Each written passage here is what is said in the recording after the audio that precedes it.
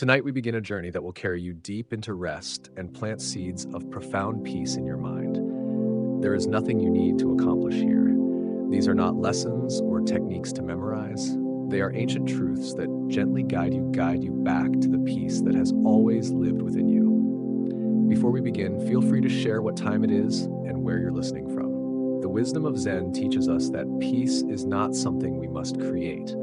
It is something we must uncover, like a clear mountain lake that becomes muddy when stirred. Our minds become clouded when we struggle and grasp. As we journey together through these timeless teachings, you may find your breathing naturally deepening, your body naturally relaxing. This is not something you need to force. It is the natural response of a mind that finally understands its true nature. There is nowhere else you need to be right now, nothing else you need to do. Simply breathe with me as we begin this gentle path into rest. In a remote mountain monastery, there lived a master named Haruto, who was renowned throughout the region for his vast collection of ancient texts. For over 40 years, he had carefully gathered the rarest Buddhist scriptures, philosophical treatises, and poetry from across the land. Scholars would travel for weeks just to study in his library, which contained treasures that existed nowhere else in the world.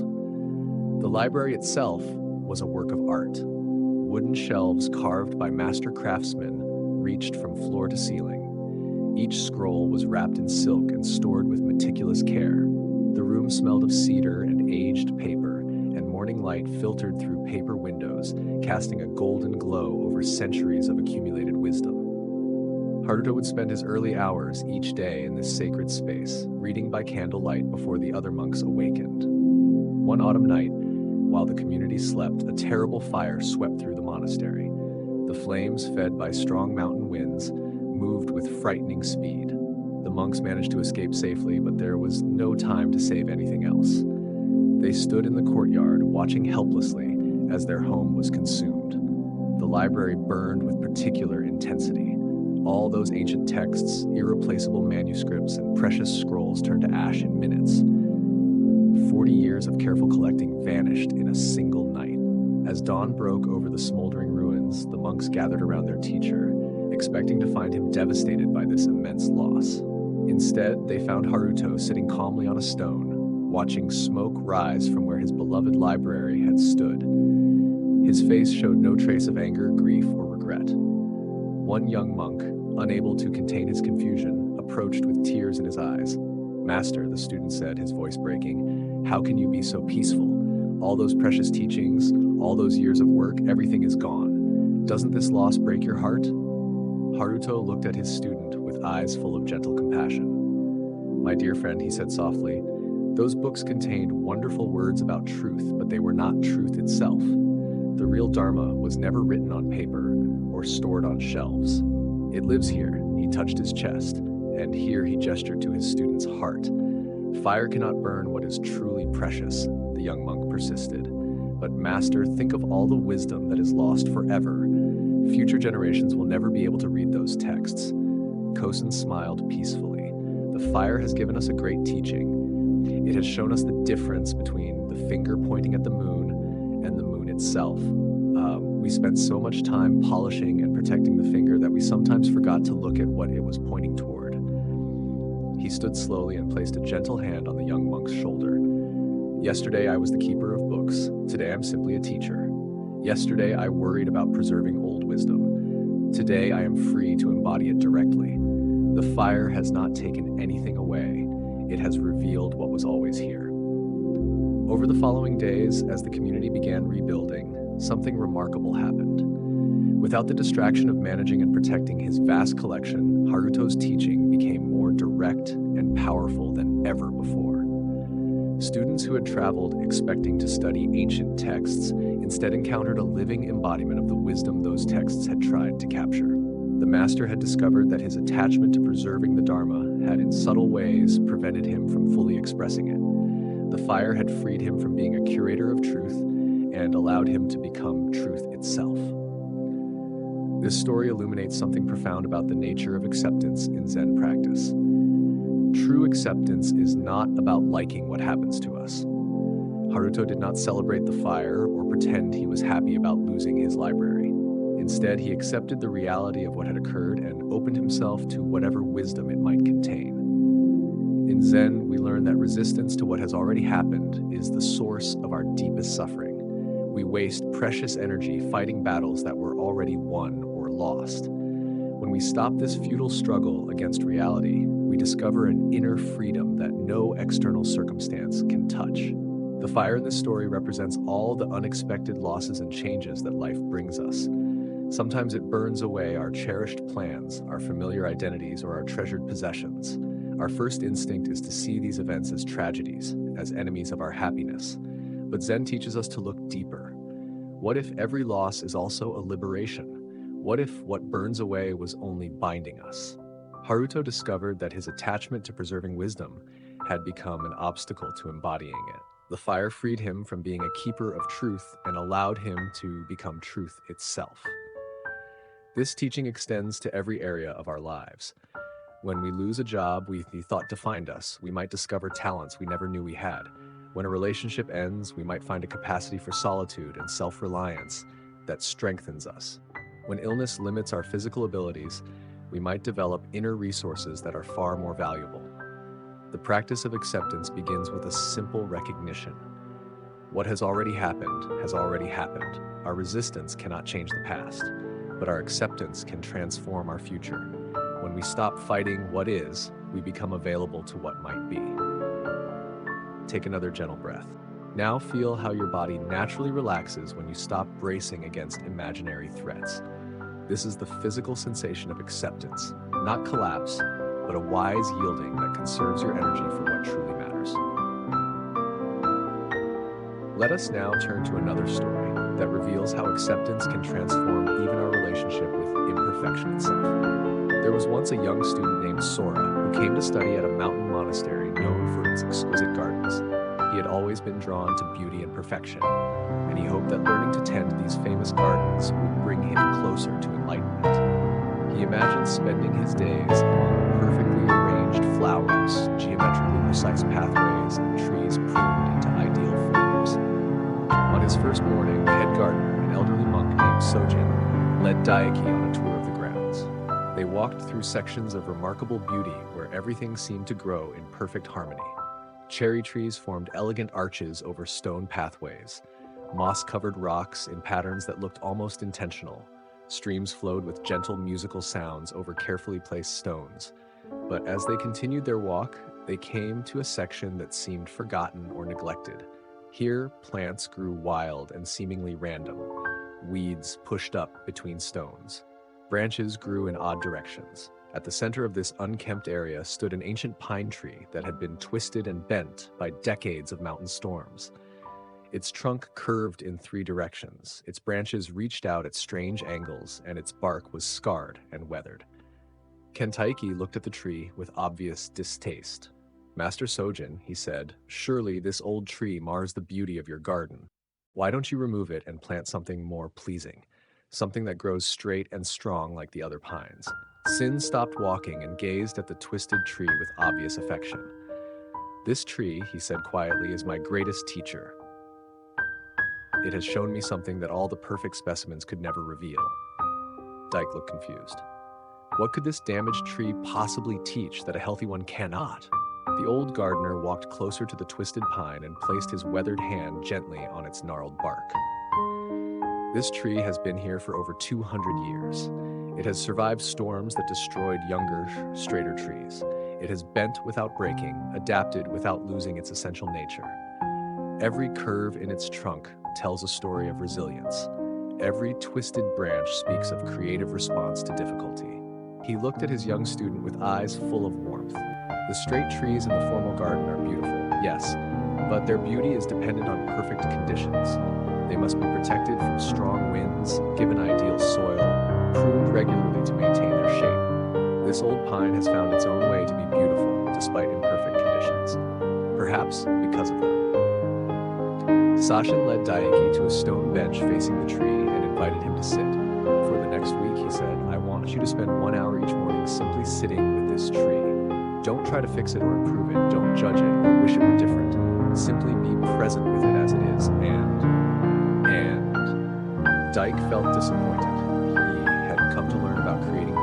contemplating what he saw as an eyes saw, but he trusted his teacher and agreed to the practice. The first morning was difficult. Dyke sat reluctantly, his mind filled with criticism. The tree looked broken to him, a symbol of everything that goes wrong when things are not properly maintained. He spent most of the hour planning how the garden could be improved once this unsightly specimen was removed.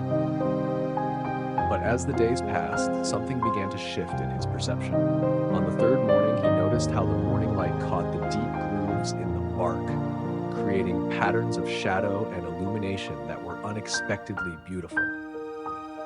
On the fourth day, he saw how a small bird had built its nest in one of the tree's twisted branches, using the unusual angles for protection and support. By the end of the week, Sora found himself looking forward to his morning time with the tree. He began to see that its twisted form was not a failure to grow properly, but a masterpiece of adaptation. Every bend and curve was the tree's creative response to the particular challenges it had faced. No straight tree could tell such a rich story of survival and resilience. On the final morning, as Sora sat in his usual spot, Soin joined him. "What has the tree taught you?" the old master asked. Sora was quiet for a long moment before responding. "It has taught me that there are different kinds of beauty. The formal gardens are beautiful like a perfect poem, but this tree is beautiful like a wise face that shows its history. I came here wanting to learn how to make things perfect, but the tree has shown me how to find perfection in things as they are." So nodded approvingly. The tree grows according to its nature and circumstances. It doesn't try to be a different tree. It simply responds to each moment with authenticity. This is the deepest teaching of Zen. Not to force ourselves or our world into predetermined shapes, but to find the natural perfection that emerges when we stop fighting what is. This story reveals another layer of acceptance that is crucial to Zen understanding. We often think acceptance means tolerating what we don't like, but true acceptance goes deeper. It means discovering that what we initially resist may contain exactly the wisdom or beauty we need. Daike's journey from criticism to appreciation mirrors our own process of learning to accept not just external circumstances, but aspects of ourselves that we judge as flawed or inadequate. Like the twisted pine, we all carry scars from the storms we have weathered. We all have aspects of our personality or history that don't match our ideal self-image. Zen teaches us that these apparent imperfections are not obstacles to our awakening. They are the very material from which awakening emerges. Our struggles become our strength. Our wounds become sources of compassion. Our limitations become doorways to creativity and resourcefulness. The twisted tree survived storms that destroyed straighter trees precisely because it learned to bend. In the same way, our capacity to accept and work with our imperfections often makes us more resilient and authentic than those who have never been tested by difficulty. This teaching transforms how we relate to everything in our lives that seems less than ideal. The difficult relationship that teaches us patience, the health challenge that shows us what truly matters, the failure that redirects us toward our genuine path. When we stop demanding that life conform to our preferences, we become available to receive its actual gifts.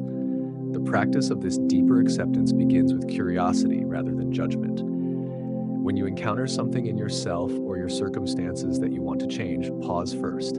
Ask what this situation might be teaching you. How might it be perfectly suited to your growth, even if not to your preferences? This doesn't mean becoming passive or avoiding all effort to improve conditions. The gardener still tends his formal gardens with care and skill, but he also appreciates the wild beauty that emerges when nature is allowed to follow its own wisdom. As you rest now, feel into this teaching.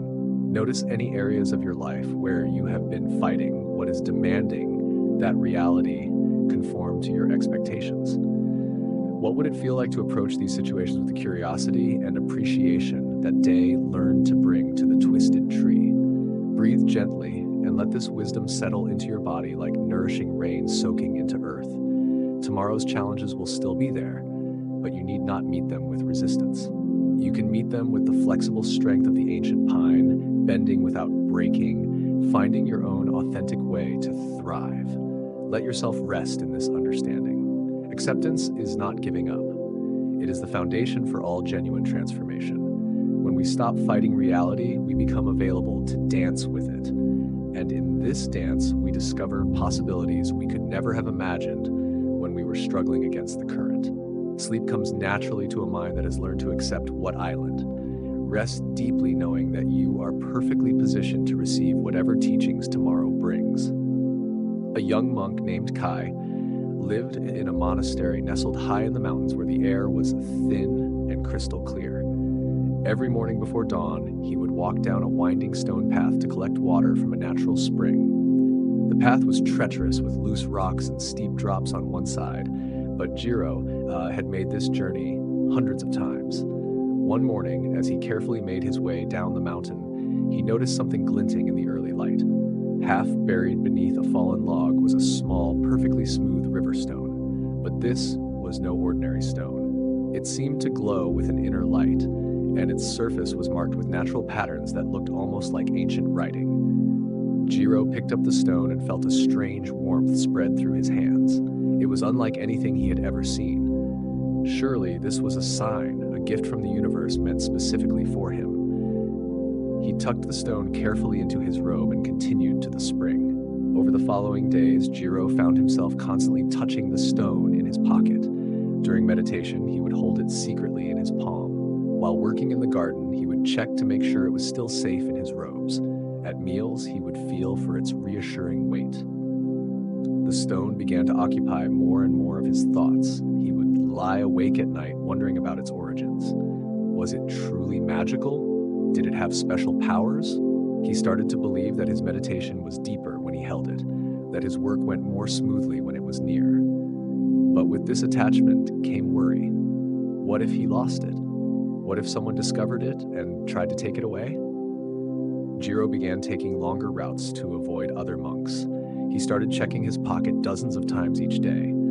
The very thing that had initially brought him joy now filled him with constant anxiety. One morning, as Jiro hurried along the mountain path with his water buckets, his foot caught on a loose stone. He stumbled and fell hard, water splashing everywhere.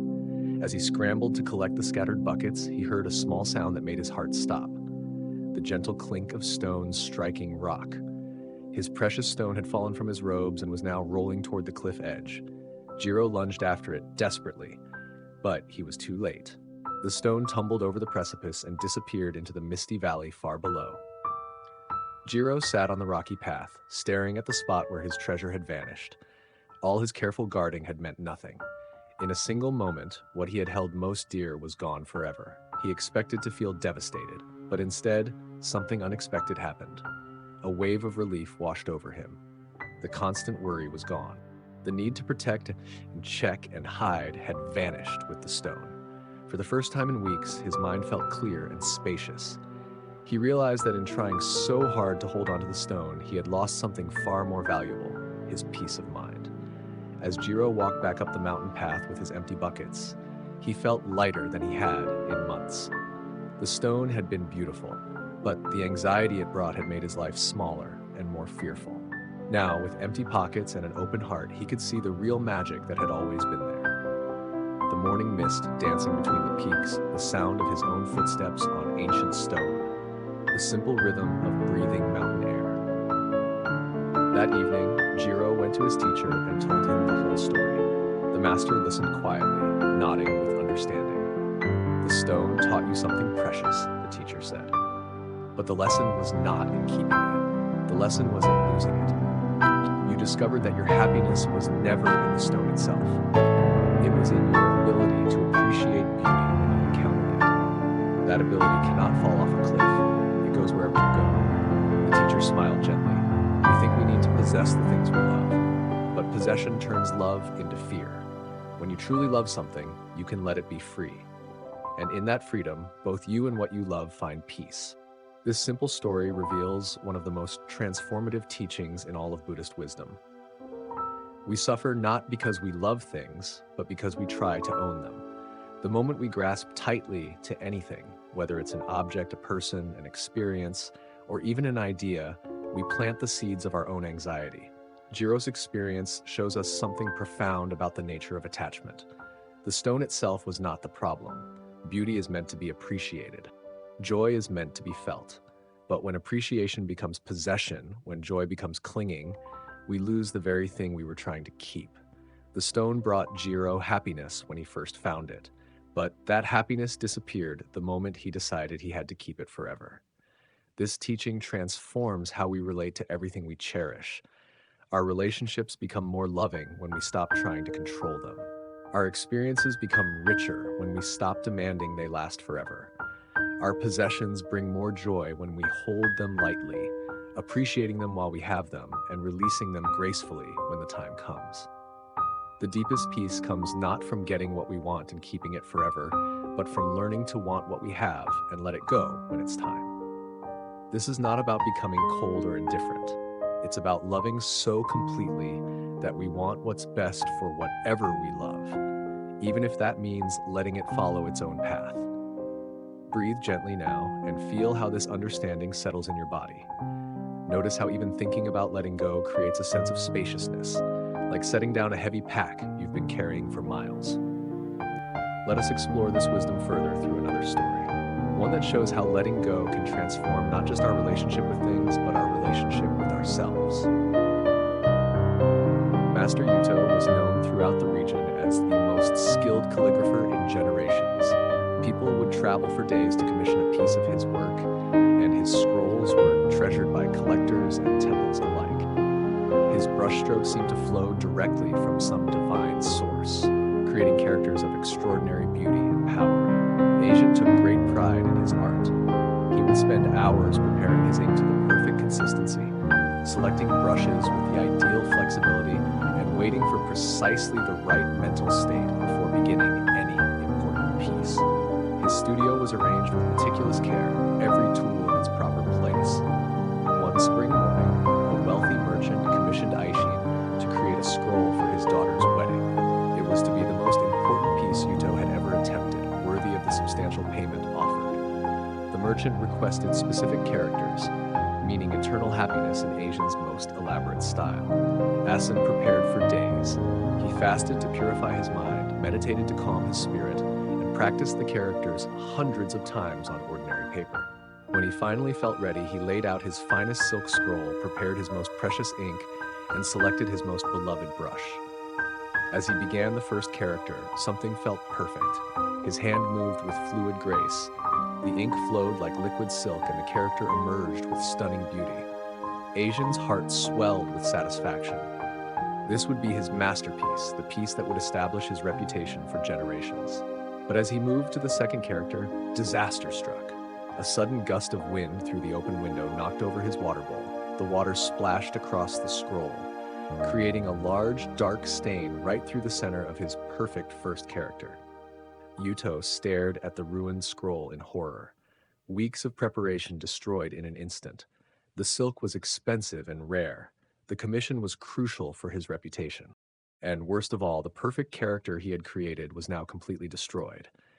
His first impulse was to rage at the wind, at his carelessness in leaving the window open, at the cruel timing of the accident. He could try to clean the scroll, but the damage was irreversible. He could start over, but he had no more silk of this quality, and the merchant expected the piece within days.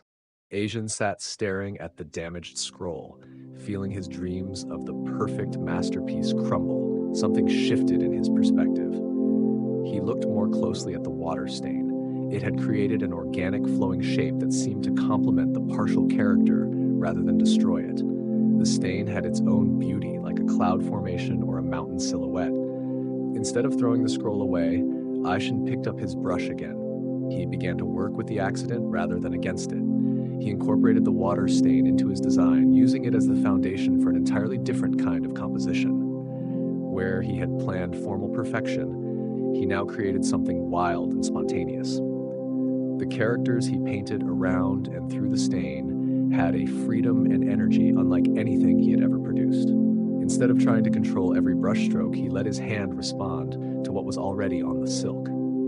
The accident became a partner in creation rather than an enemy of it. When Asen finished, he had created something far more beautiful than his original plan. The piece had life and movement that his careful, controlled work had never achieved. The water stain, which had seemed like complete disaster, had freed him from his perfectionism and allowed his true artistic spirit to emerge. The merchant was amazed when he saw the finished work. Master Aishin, he said, I have seen many examples of your art, but this is beyond anything you have created before. How did you achieve such spontaneous beauty? Asian smiled, remembering his initial horror at the accident. I stopped trying to create perfection and started allowing perfection to create itself. The stain taught me that my greatest enemy was not imperfection, but my fear of it. When I let go of needing to control every detail, my art became truly alive. From that day forward, Ain's work changed completely. He still practiced diligently and prepared carefully, but he no longer tried to force predetermined outcomes. He learned to dance with accidents, to welcome the unexpected, and to see imperfection as a doorway to deeper creativity. This story shows us how letting go transforms not just our relationship with external things, but our relationship with ourselves and our own efforts. Asian discovered that his attachment to perfection was actually preventing him from creating truly perfect art. His fear of making mistakes was keeping him from the spontaneous beauty that emerges when we trust the natural flow of life. This teaching reaches into every corner of our lives. How often do we miss opportunities for joy because we're too focused on avoiding problems? How many relationships become strained because we try too hard to control how they unfold? How much creative energy do we waste trying to force outcomes instead of responding skillfully to what actually happens? The Buddhist path teaches us that our greatest suffering comes from fighting reality instead of flowing with it. When Aishin stopped battling the water stain and started working with, he discovered possibilities he never could have imagined. When we stop demanding that life match our expectations and start engaging creatively with what actually shows up, we find a freedom and aliveness that no amount of control could provide. This is why letting go is so central to finding deep peace. It's not about giving up on life or becoming passive. It's about recognizing that our tight grip on how things should be often prevents us from seeing how beautiful they already are. It's about trusting that life knows something about unfolding that our worried minds cannot grasp. The peace that comes from this understanding is profound because it doesn't depend on circumstances being a certain way. Whether the stone falls off the cliff or stays in our pocket, whether the water spills on our scroll or not, we can find our way to contentment by working skillfully with whatever appears. As you rest now in this sanctuary of learning, feel into this teaching about letting go. Notice any places in your life where you might be gripping too tightly, where your fear of loss or imperfection might be creating unnecessary tension. What would it feel like to soften that grip just a little? This is not about becoming careless or indifferent. Asen still valued his art deeply, just as Jiro could still appreciate beauty. But when we love something without needing to possess it completely, when we care without needing to control, we discover a way of being that is both deeply engaged and profoundly peaceful. Let yourself rest in this possibility. The deepest teachings of Buddhism point toward this freedom, this ability to hold life lightly while embracing it fully. In this balance between caring and releasing, between effort and surrender, we find the peace that passes all understanding. This is the peace that allows both the body and mind to rest completely, knowing that whatever comes, we have the wisdom to meet it with an open heart. In a small village at the edge of a vast forest lived a baker named Sakura, who was known for his kind heart and generous spirit. Every morning before dawn, he would light his ovens and begin preparing fresh bread for the day. The warm smell of baking would drift through the village streets, waking people gently and filling their hearts with anticipation. Sakura had a simple practice. He would always bake a few extra loaves each day and leave them on a wooden shelf outside his shop with a small sign that read, "For those who need them." Travelers, poor families, and anyone who was hungry could take what they needed without having to ask or explain their circumstances. One harsh winter, when food was scarce and many villagers were struggling, a group of desperate men began stealing from shops and homes. They would come in the night, taking whatever they could find. The village lived in fear, and many people began locking their doors and hiding their valuables. Sakura's shop was robbed 3 times in 2 weeks. Each time the thieves took not just the free bread from the shelf, but also money from his cash box and flour from his stores. The third time, they also broke several of his baking tools and overturned his carefully organized workspace. The other villagers were outraged on Sakura's behalf. "You must stop leaving bread outside," they told him. "You're just encouraging them. Put up bars on your windows. Get a guard dog. Show these criminals that you won't be an easy target." But Sakura continued his practice. Each morning he would clean up any damage, repair what he could, and bake his bread as usual. He still left the extra loaves on the shelf outside, though now they disappeared even more quickly. One particularly cold night, Sakura was working late, preparing dough for the next day's baking. He heard a sound at his front door and saw shadows moving outside. Instead of hiding or calling for help, he did something that surprised even himself. He opened the door.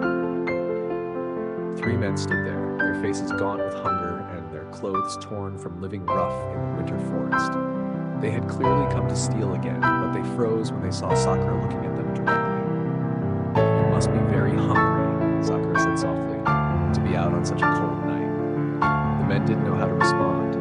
They had expected to find the shop empty, to take what they needed and disappear back into the darkness. They had not expected kindness.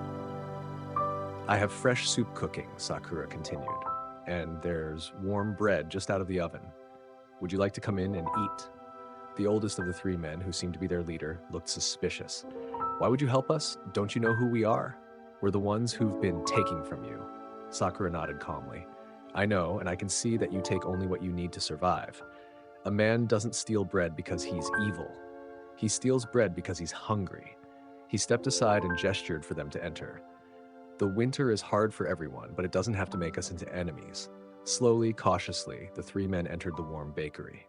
Sakura served them bowl after bowl of hot soup and all the fresh bread they could eat. As they warmed up and filled their empty stomachs, they began to talk. They had all lost their jobs when the local mine closed.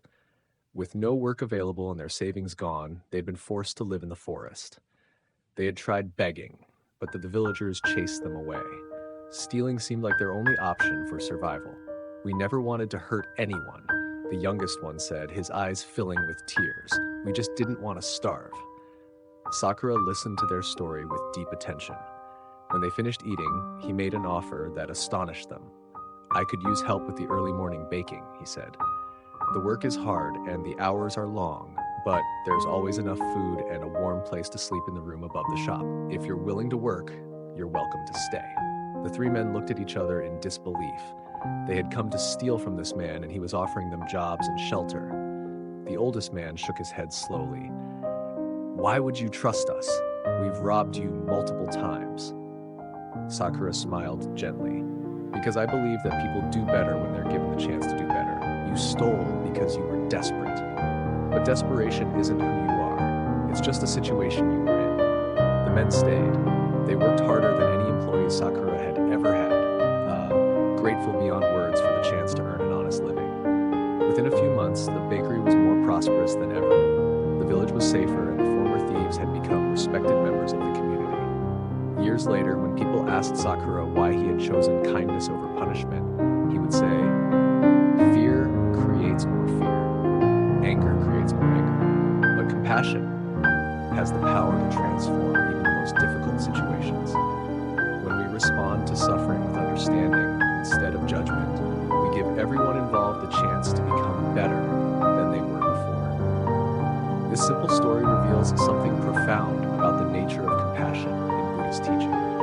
True compassion is not just feeling sorry for others or being nice when it's easy. It's the wisdom to see that underneath every harmful action is some form of suffering, and the courage to respond to that suffering with understanding rather than punishment.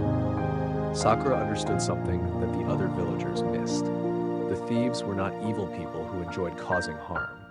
They were human beings caught in desperate circumstances, acting out of pain and need rather than malice. When he responded to their actions with compassion instead of anger, he created the conditions for genuine transformation.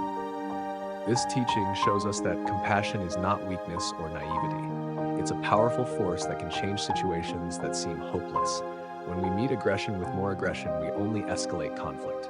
But when we can see through someone's harmful behavior to the pain that drives it, we open the door to healing for everyone involved. The deep peace that Buddhist teachings offer comes partly from this understanding. When we learn to respond to difficulty with compassion, we stop adding our own anger and fear to the world's suffering. Instead, we become agents of healing and transformation. This doesn't mean accepting harmful behavior or putting ourselves in danger. It means understanding that lasting solutions come from addressing the root causes of problems rather than just reacting to their symptoms. Take a gentle breath now and feel how this understanding settles in your heart.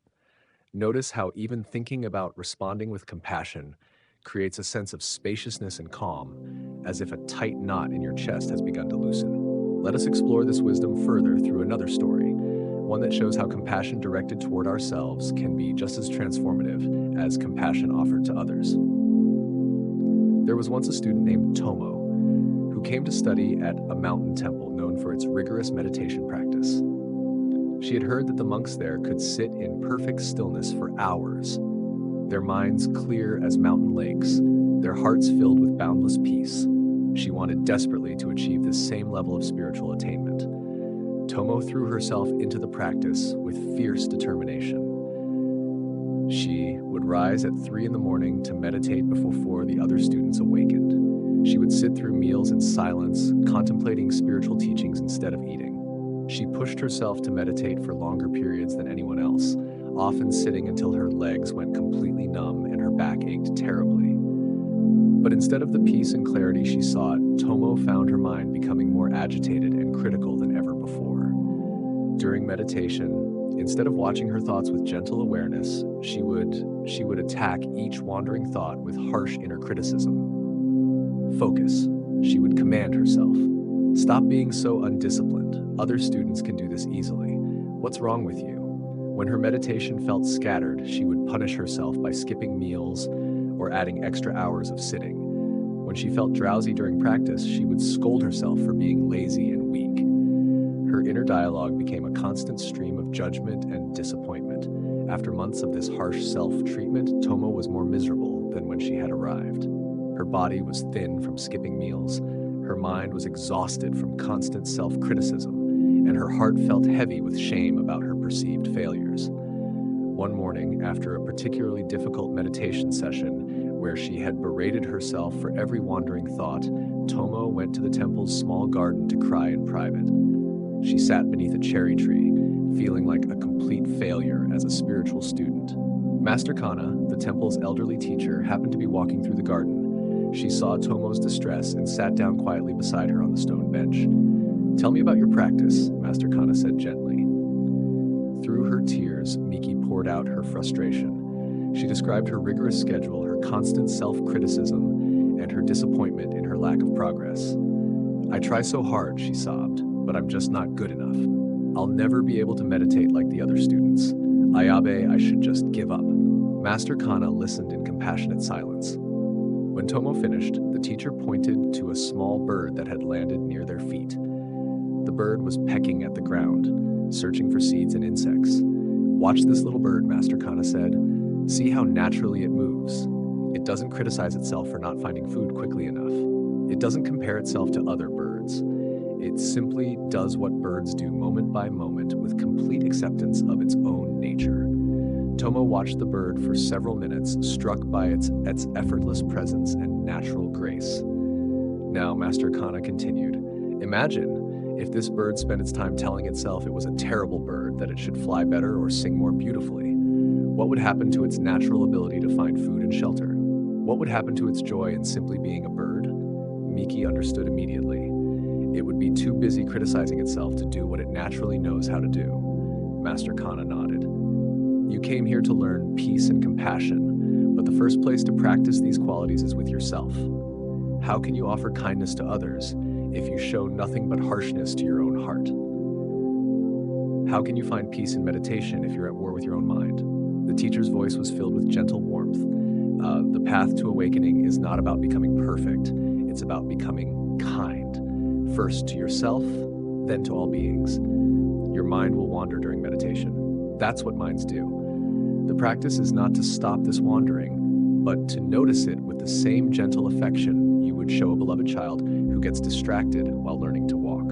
From that day forward, Tomo changed her entire approach to practice. Instead of commanding her mind to focus, she would gently invite it back to the breath. Instead of criticizing wandering thoughts, she would acknowledge them with phrases like thinking or planning, and return to her meditation with kindness. When her body felt tired, instead of pushing through with determination, she would adjust her posture or take a brief break, treating her physical needs with respect. When emotions arose during sitting, instead of judging them as obstacles, she would breathe with them compassionately as she might comfort a friend in distress. The transformation was remarkable. Within weeks, Tomo's meditation became naturally deeper and more peaceful. Her mind, no longer under constant attack, began to settle into the stillness she had been seeking. More importantly, the harsh inner critic that had tormented her for so long gradually softened into a voice of gentle encouragement and support. Years later, Tomo became known for her compassionate teaching style and her ability to help struggling students find their way to genuine peace. When asked about her approach, she would say, "I learned that the kindness we show ourselves becomes the foundation for all the kindness we offer the world. We cannot give what we do not have, and we cannot find peace through war, even when that war is with ourselves." This story illuminates one of Buddhism's most essential teachings about compassion. Before we can truly help others or find lasting peace, we must learn to treat ourselves with the same gentleness and understanding we would offer to someone we deeply love. Most of us carry an inner critic that is harsher than we would ever be to a friend, and this internal violence prevents us from accessing our natural wisdom and peace. Tomo's journey shows us, thus, that self-compassion is not self-indulgence or making excuses for laziness. It's the recognition that we learn and grow more effectively in an atmosphere of kindness than in an atmosphere of constant judgment. When we stop waging war against our own imperfections, our minds naturally settle into the peace that was always there beneath the conflict. This teaching transforms everything about how we approach spiritual practice and personal growth. Instead of trying to force ourselves into enlightenment through harsh discipline, we create the conditions for awakening through gentle persistence and loving patience. Like a garden that grows better with steady care than with violent digging, our hearts and minds flourish when tended with compassion. The Buddhist path teaches us that suffering often comes from our resistance to our own experience. When Miki fought against her wandering mind, she created more suffering than the wandering thoughts themselves ever could. When she learned to accept her mental patterns with kindness, the very same mind that had seemed chaotic began to reveal its natural clarity. This understanding brings profound relief because it means we don't have to be perfect to be worthy of love and peace. We don't have to eliminate all our flaws before we can begin to help others. We simply have to learn to meet our imperfections with the same compassionate understanding that we would offer to any suffering being. As you rest in this teaching now, notice how your body responds to the idea of treating yourself with complete kindness. Feel how even the possibility of ending the inner war creates a sense of softening and relief. This is not laziness or lowering standards. This is the recognition that love is a more powerful force for transformation than fear. The compassion that begins with ourselves naturally extends outward to embrace all beings. When we stop judging our own struggles, we become more patient with the struggles of others. When we learn to forgive our own mistakes, we develop the capacity to forgive those who have hurt us. When we discover that our own suffering deserves understanding rather than punishment, we begin to see that the same is true for everyone. The deep peace that these teachings offer comes from this shift in how we meet life's difficulties. Instead of fighting against problems or judging ourselves for having them, we learn to embrace whatever arises with the tender care of a mother holding her child. In this embrace, transformation happens naturally, not through force, but through love. Let yourself rest now in this possibility. Feel what it might be like to move through tomorrow with the same kindness toward yourself that Master Kana showed to Miki. Notice how this inner gentleness creates space for genuine wisdom and peace to emerge. This is the gift that Buddhist teachings offer. Not just techniques for improvement, but a completely different way of relating to ourselves and our experience. a way that leads inevitably to the deep rest that comes when the heart finally feels safe to be at peace. There once lived a young tea merchant named Taro, who traveled from village to village selling the finest teas from distant mountains. His cart was filled with carefully wrapped packages of green tea, black tea, and rare flowering teas that bloomed like flowers when steeped in hot water. Taro took great pride in his knowledge of tea and his ability to match each customer with the perfect blend for their taste. But Taro had a problem. His mind was always somewhere else. While walking through one village, he would be thinking about the next village he needed to reach. While talking to customers about tea, he would be calculating profits or worrying about the weather for tomorrow's travel. While eating his evening meal, he would be planning the next day's route or replaying conversations from earlier in the day. This constant mental activity made Taro feel tired and scattered. He would often arrive in a new village only to realize he couldn't remember anything about the journey there. He would finish conversations with customers and immediately forget their names or what they had purchased. His life felt like a blur of constant motion without any real satisfaction or peace. One evening, Taro arrived in a mountain village just as the sun was setting. He was exhausted from a long day of travel and eager to find lodging for the night. As he walked through the quiet streets, pulling his cart, he noticed a small tea house with warm light glowing from its windows. Inside, an elderly woman sat alone at a low table, slowly preparing tea with careful, deliberate movements. Something about her presence caught Taro's attention. She seemed completely absorbed in what she was doing, as if nothing else in the world existed except the tea ceremony unfolding before her. Taro knocked gently and asked if he might shelter there for the night. The woman, whose name was Yumi, welcomed him warmly and invited him to sit while she finished preparing the tea. "I am a tea merchant," Taro said, settling his tired body onto a cushion. "I have teas from all over the region. Perhaps you would like to try some of my finest varieties." Yumi smiled gently and continued her slow meditative movements. "Thank you for your generous offer," she said. "But first, would you join me in drinking this tea I have already prepared? It is just simple green tea, nothing fancy." Taro agreed, though he was curious to show off his premium selections. Yumi poured the tea into small, humble clay cups and placed one before Taro. Then she lifted her own cup and took a slow, appreciative sip. Taro lifted his cup and took a quick drink, ready to comment on the quality and suggest improvements. But before he could speak, Yumi asked quietly, "What did you taste?" The question surprised Taro. "Well, it's green tea, decent quality, though I have much better varieties in my cart. The leaves could be picked earlier in the season for a more delicate flavor." "And no," Sacho interrupted gently, "I didn't ask you to analyze or compare. I asked what you tasted right now in your mouth. What do you actually taste?" Taro paused, confused. He lifted the cup again and took another sip, this time trying to focus on the actual sensations in his mouth. But his mind immediately began its familiar pattern of comparison and evaluation. "Try once more," Yumi suggested.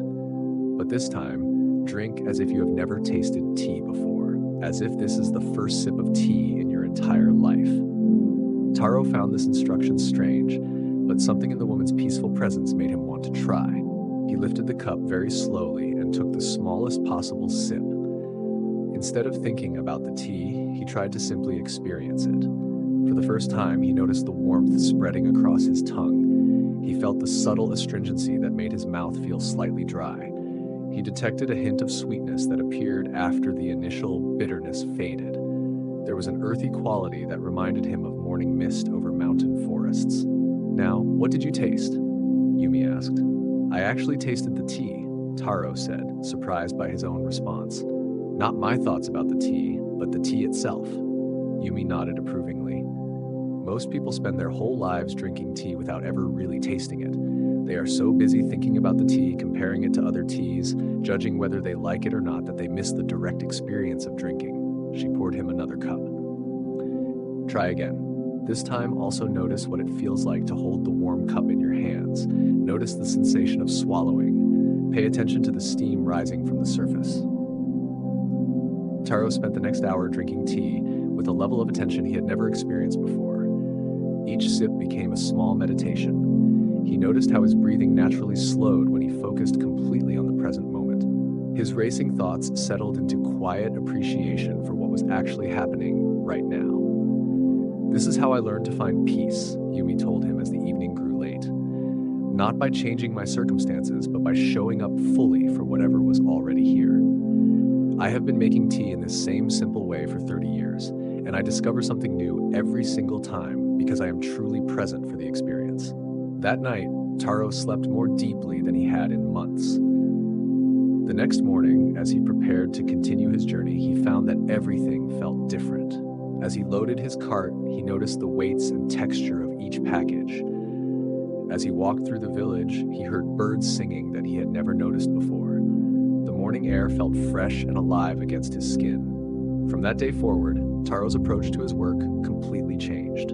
Instead of rushing through his days with his mind elsewhere, he began to practice what Yumi had shown him.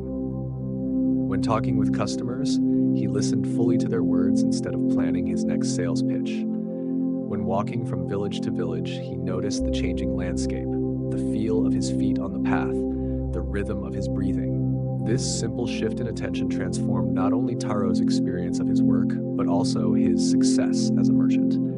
Customers began seeking him out because they felt truly heard and understood when they talked with him. His genuine presence made people trust him, and his careful attention helped him match each person with exactly the right tea for their needs. Years later, when people asked Taro about the secret to his peaceful contentment, he would say, "I learned that happiness is not something you find by looking elsewhere. It's something you discover by being completely where you are." This story reveals one of Buddhism's most practical and transformative teachings, the practice of mindfulness, or complete attention to the present moment. Most of us live like Taro did before his encounter with Yumi.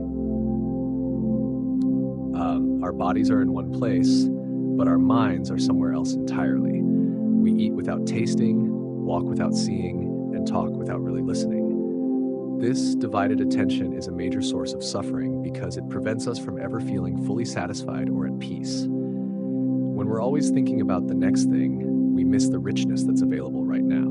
When our attention is scattered across past and future, we never get to rest in the simple reality of this moment.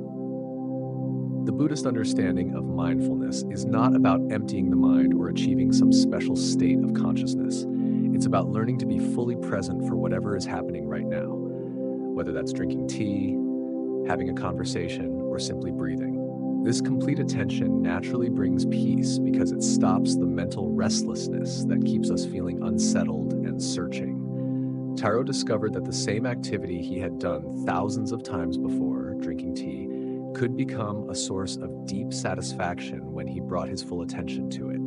This shows us that we don't need to change our circumstances to find peace. We need to change the quality of attention we bring to our circumstances. The practice of mindfulness transforms ordinary moments into opportunities for rest and renewal. When we eat with full attention, each meal becomes nourishing for both body and spirit.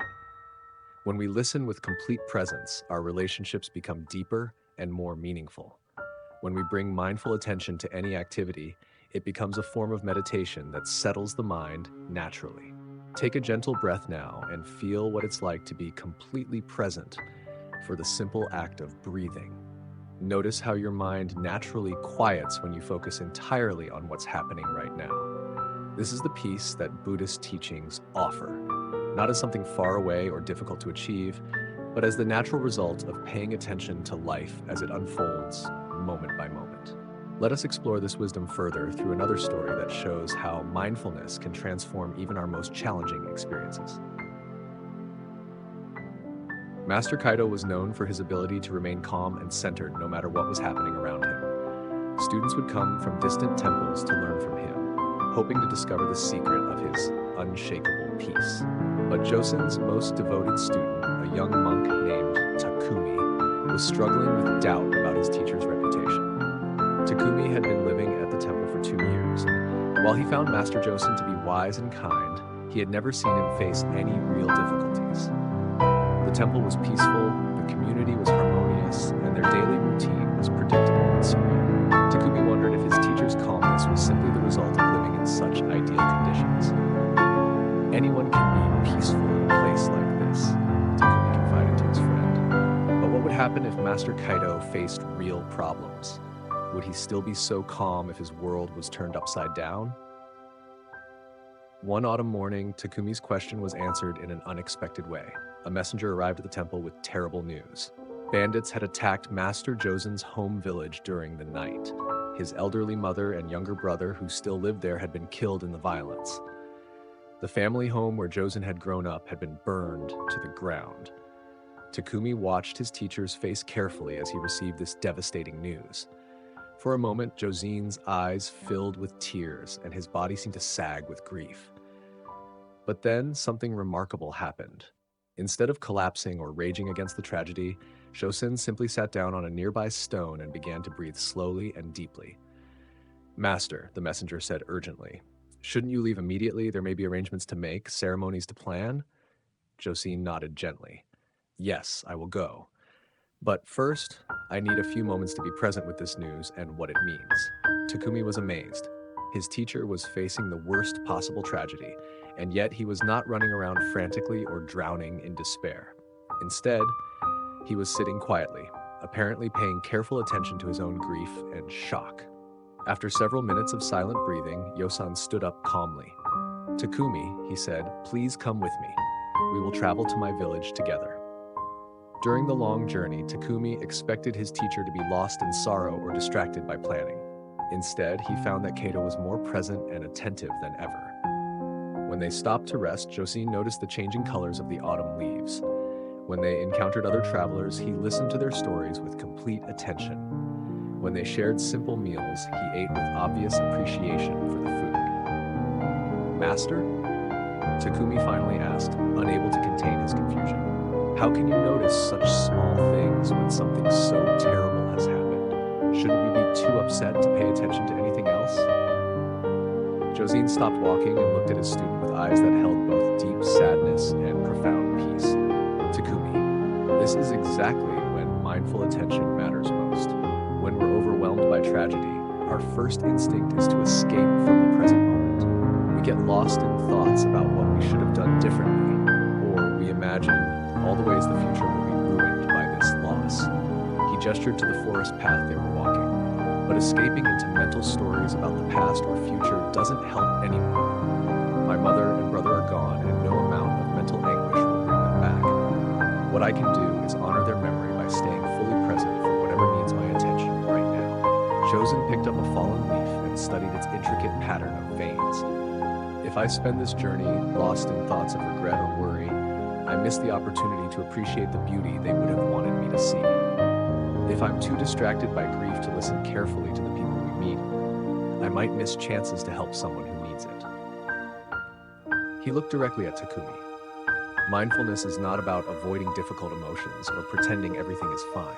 It's about being present for all of life, including the painful parts. When I sit with my grief mindfully, I can feel it completely without being destroyed by it. When I stay present even in sorrow, I remain available to respond wisely to whatever needs my care. When they reached the village, Takumi saw his teacher's wisdom in action. Because Kosen was fully present for each conversation and decision, he was able to comfort other grieving families, arrange meaningful ceremonies, and handle practical matters with clarity and compassion. His mindful attention allowed him to be genuinely helpful during a time when many people would have been too overwhelmed to think clearly. That evening, as they sat by the graves of his mother and brother, Josen wept quietly, but even his tears seemed different from ordinary crying. They flowed naturally, without the desperate grasping or bitter resentment that often accompanies grief. He was present for his sorrow without being consumed by it. "Now I understand," Takumi said softly. "You're not peaceful because you don't have problems. You're peaceful because you know how to be present with whatever problems arise." Joe nodded. "Mindfulness doesn't make difficulties disappear, but it prevents us from making our difficulties worse by fighting against them or running away from them. When we can stay present even with pain, we discover that we're much stronger and more resilient than we realized." This profound story shows us that mindfulness is not a fair weather practice that only works when life is going smoothly. It's especially valuable during our most challenging times because it prevents us from adding mental and emotional turmoil to whatever difficulties we're already facing. Josine's response to tragedy demonstrates that being present doesn't mean being emotionless or detached. He felt his grief fully, but didn't get lost in it. He experienced his sorrow without letting it take over his entire being. This is the middle way that Buddhism teaches us, neither suppressing our emotions nor being overwhelmed by them. When we face loss, disappointment, or crisis, our minds often make things worse by spinning stories about how terrible everything is, how unfair life is, or how we'll never recover from this setback. These mental additions to our actual experience create much more suffering than the original problem ever could. Mindful presence offers a different way to meet difficulty. Instead of fighting against painful emotions or drowning in them, we can learn to be present with them. When we breathe with our sadness instead of resisting it, when we acknowledge our fear without being controlled by it, we discover that we can handle much more than we thought possible.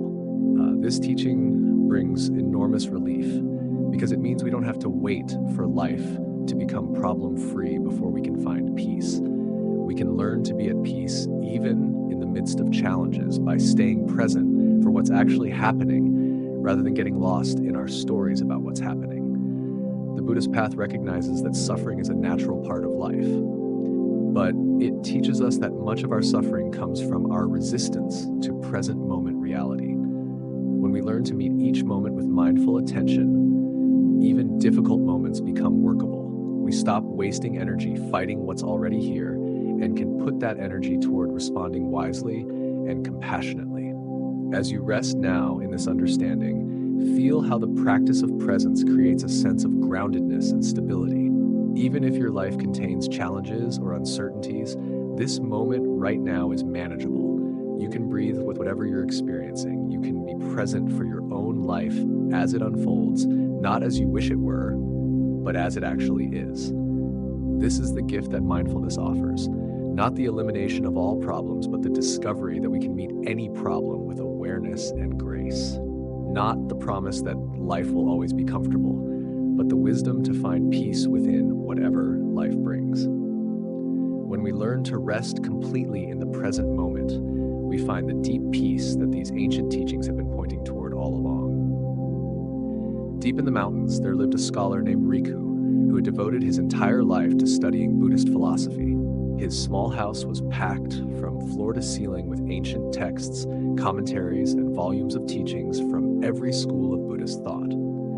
He could recite complex philosophical arguments from memory and explain the most subtle points of doctrine with impressive precision. Riku spent his days reading, taking notes, and writing his own commentaries on the great works of Buddhist literature. He had developed a reputation as one of the most learned Buddhist scholars in the region. Students would occasionally make the difficult journey to his mountain retreat to study with him, hoping to benefit from his vast knowledge.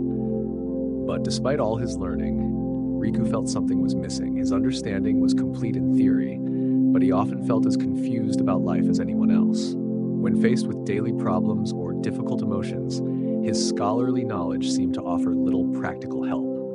He could explain the nature of suffering in elaborate detail, but he still suffered.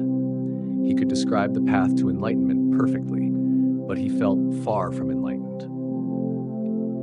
One winter morning, an old woman appeared at Riku's door.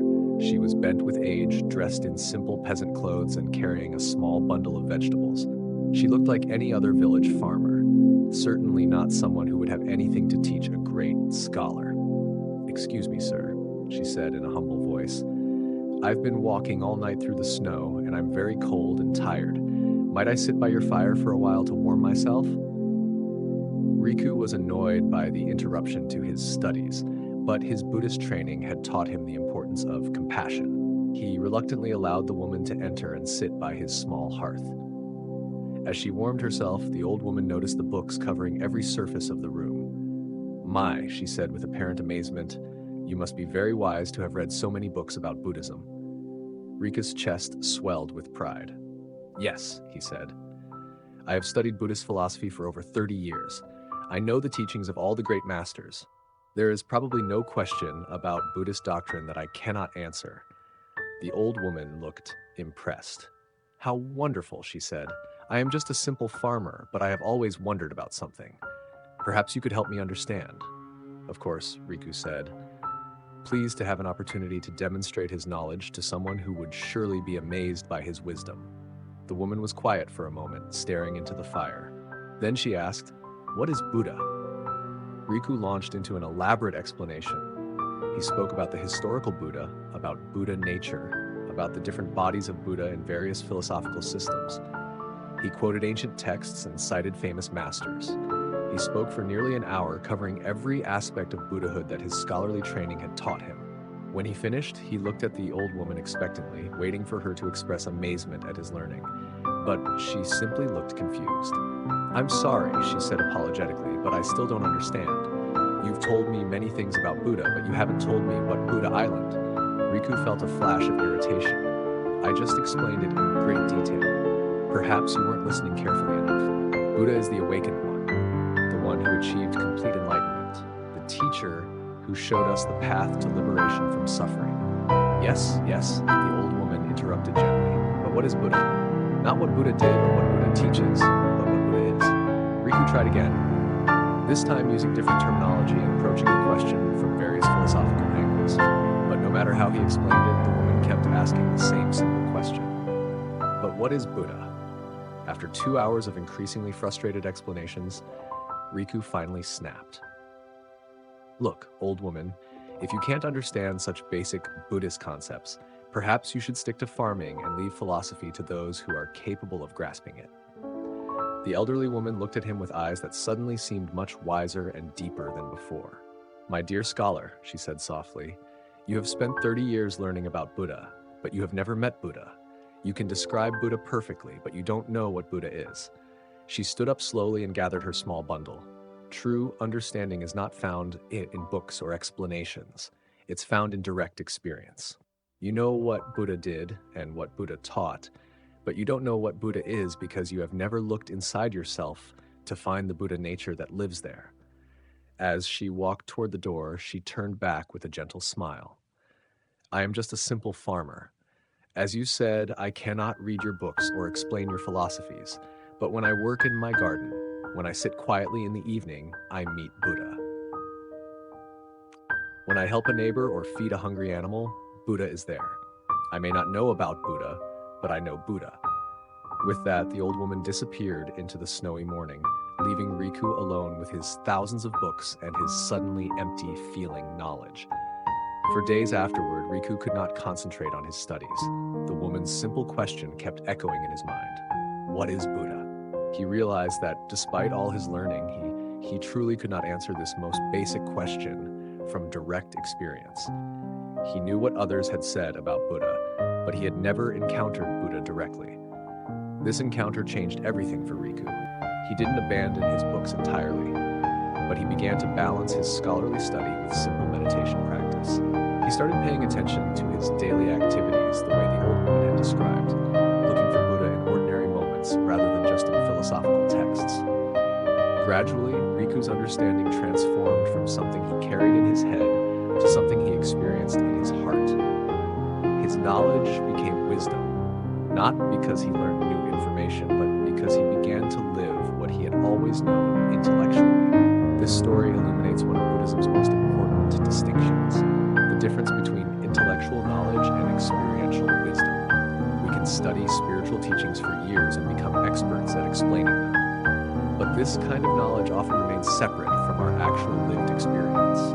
Riku's encounter with the old woman reveals that true understanding cannot be found in books alone, no matter how many we read or how well we understand them. Wisdom emerges when we stop collecting information about truth and start experiencing truth directly through our own awareness in daily life.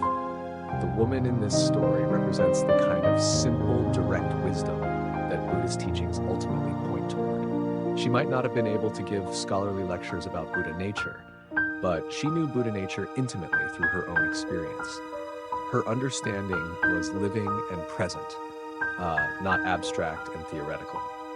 This teaching is especially important in our modern world where we have access to more spiritual information than any previous generation. We can read thousands of books, watch countless videos, and attend endless workshops about enlightenment and inner peace. But none of this accumulation of knowledge will bring us the deep peace that these teachings promise, unless we learn to experience what we're studying. The Buddhist path is not about becoming smarter about spirituality. It's about becoming more awake to the reality that's already present in each moment.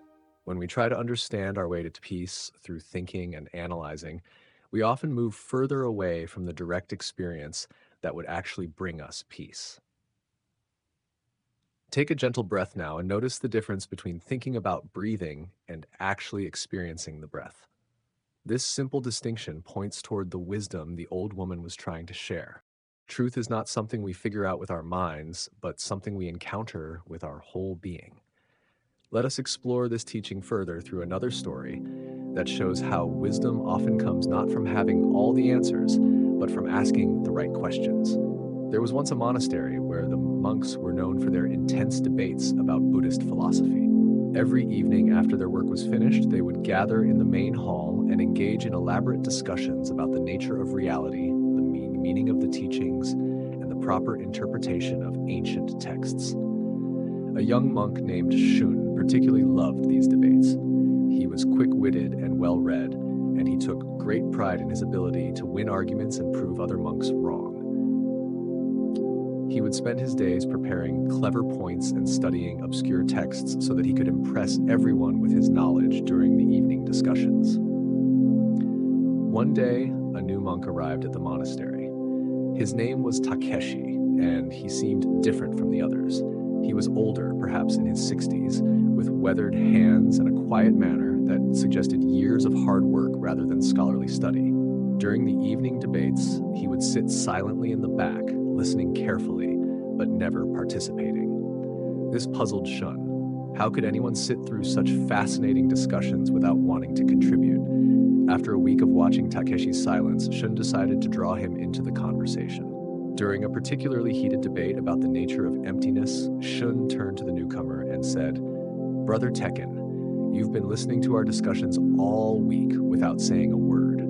Surely you must have some opinion about whether phenomena are empty of inherent existence." All eyes turned to Takon, who looked slightly uncomfortable at being put on the spot. He was quiet for a long moment before responding, "I'm sorry, but I don't really understand what you mean by inherent existence. Could you explain it to me?" Shun was delighted.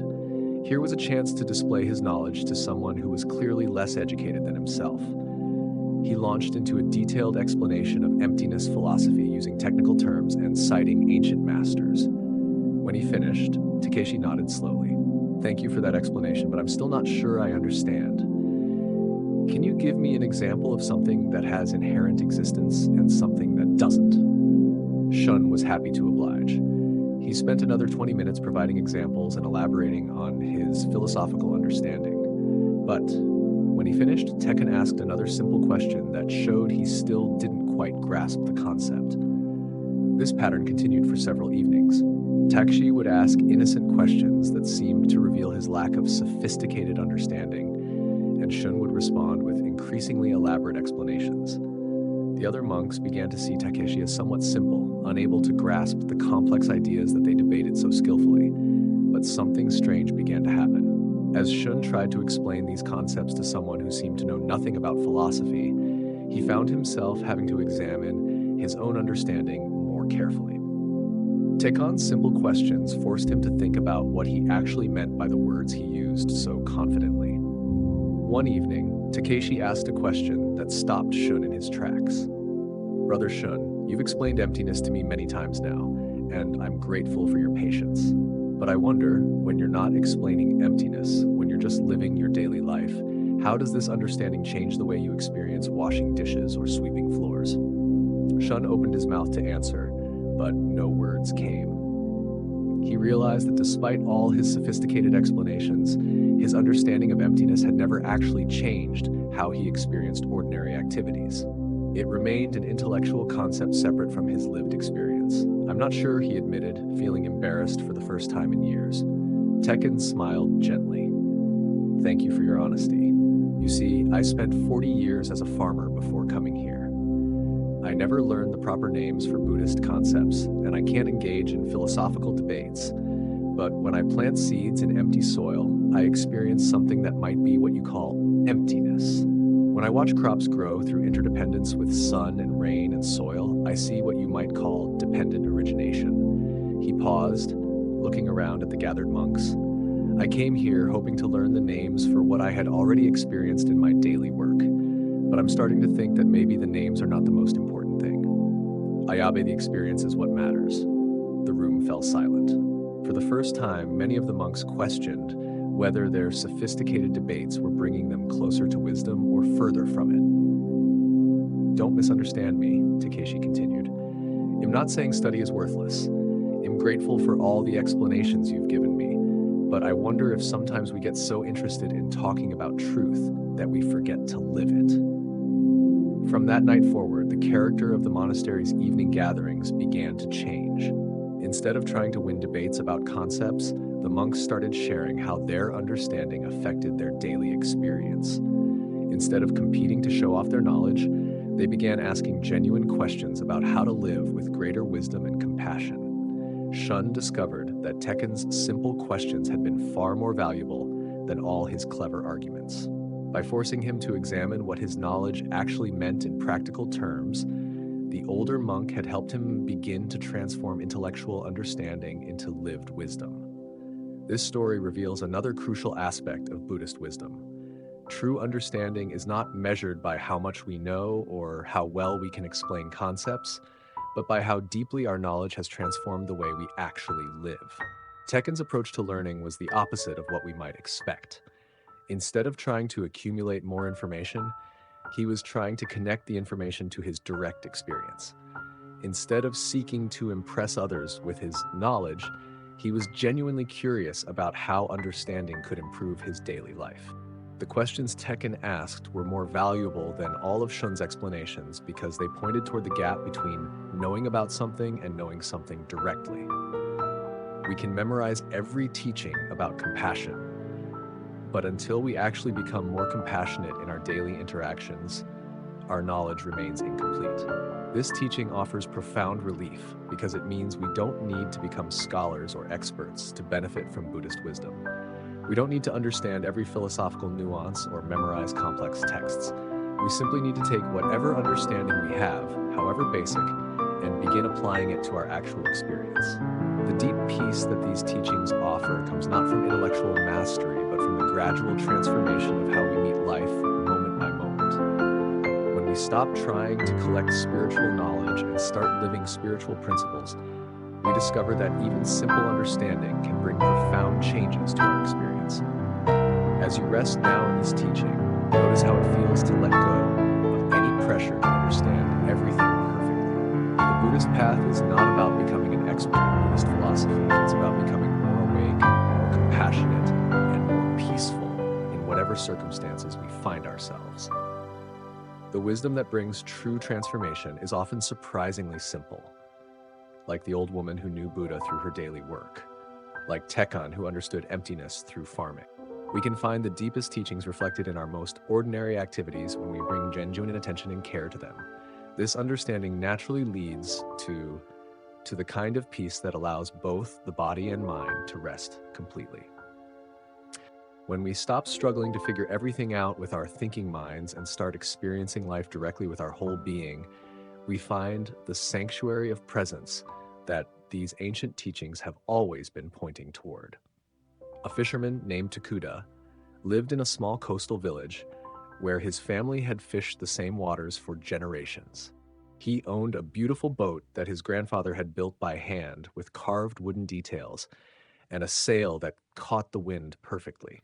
This boat was not just his livelihood, but his pride and joy. He would spend hours each week polishing its wood and mending its nets, keeping everything in perfect condition. Tokuda was known throughout the village as the most successful fisherman. His nets always seemed to find the richest schools of fish, and his knowledge of the ocean's moods and patterns was unmatched. Other fishermen would watch him launch his boat each morning and hope to learn his secrets. But Tokuda had become so attached to his boat and his success that fishing was no longer enjoyable. Every morning he would wake up worried about the weather, anxious about whether the fish would be running, fearful that something might damage his precious boat. He would spend the night before each fishing trip checking and rechecking his equipment. Unable to sleep for planning and worrying on the water, Tokuda's attachment to catching fish made him tense and calculating. He would become frustrated when other fishermen had good luck in areas where he found nothing. He would cut his trip short if the fishing seemed slow or push himself to exhaustion when the fish were biting well, afraid to miss any opportunity. One morning, Tokuda discovered that his boat had been stolen during the night. Someone had cut the rope and taken it out to sea while the village slept. Tokuda stood on the dock, staring at the empty space where his boat should have been, feeling as if his whole identity had vanished with it. The other fishermen in the village felt sorry for Tokuda and offered to help, but most of their boats were barely large enough for one person, let alone two. Only old Jiro, whose tiny rickety fishing boat was held together with patches and rope, offered to take Tokuda out with him. Tokuda had always looked down on Jiro's poor equipment and modest catches. The old man's boat looked like it might sink at any moment, and his nets were so old and mended that they seemed to be made more of patches than original material. But with no other options, Tokuda reluctantly accepted the offer. As they paddled out in Saburu's leaky little boat, Tokuda felt embarrassed and anxious. How could he catch fish with such inadequate equipment? What if other fishermen saw him in this pathetic vessel? His reputation as a successful fisherman would be ruined. But something unexpected happened once they reached the fishing grounds. Without his perfect boat and carefully maintained equipment to worry about, Tokuda found himself paying attention to things he had never noticed before. He watched the way Saburo read the water, not through sophisticated knowledge, but through simple, quiet observation. The old man would sit perfectly still for long minutes, just listening to the rhythm of the waves and feeling the movement of the current. When he cast his patched nets, he did so without any sense of urgency or attachment to the outcome. If the nets came up empty, he would simply try another spot. If they came up full, he would smile quietly and continue his work.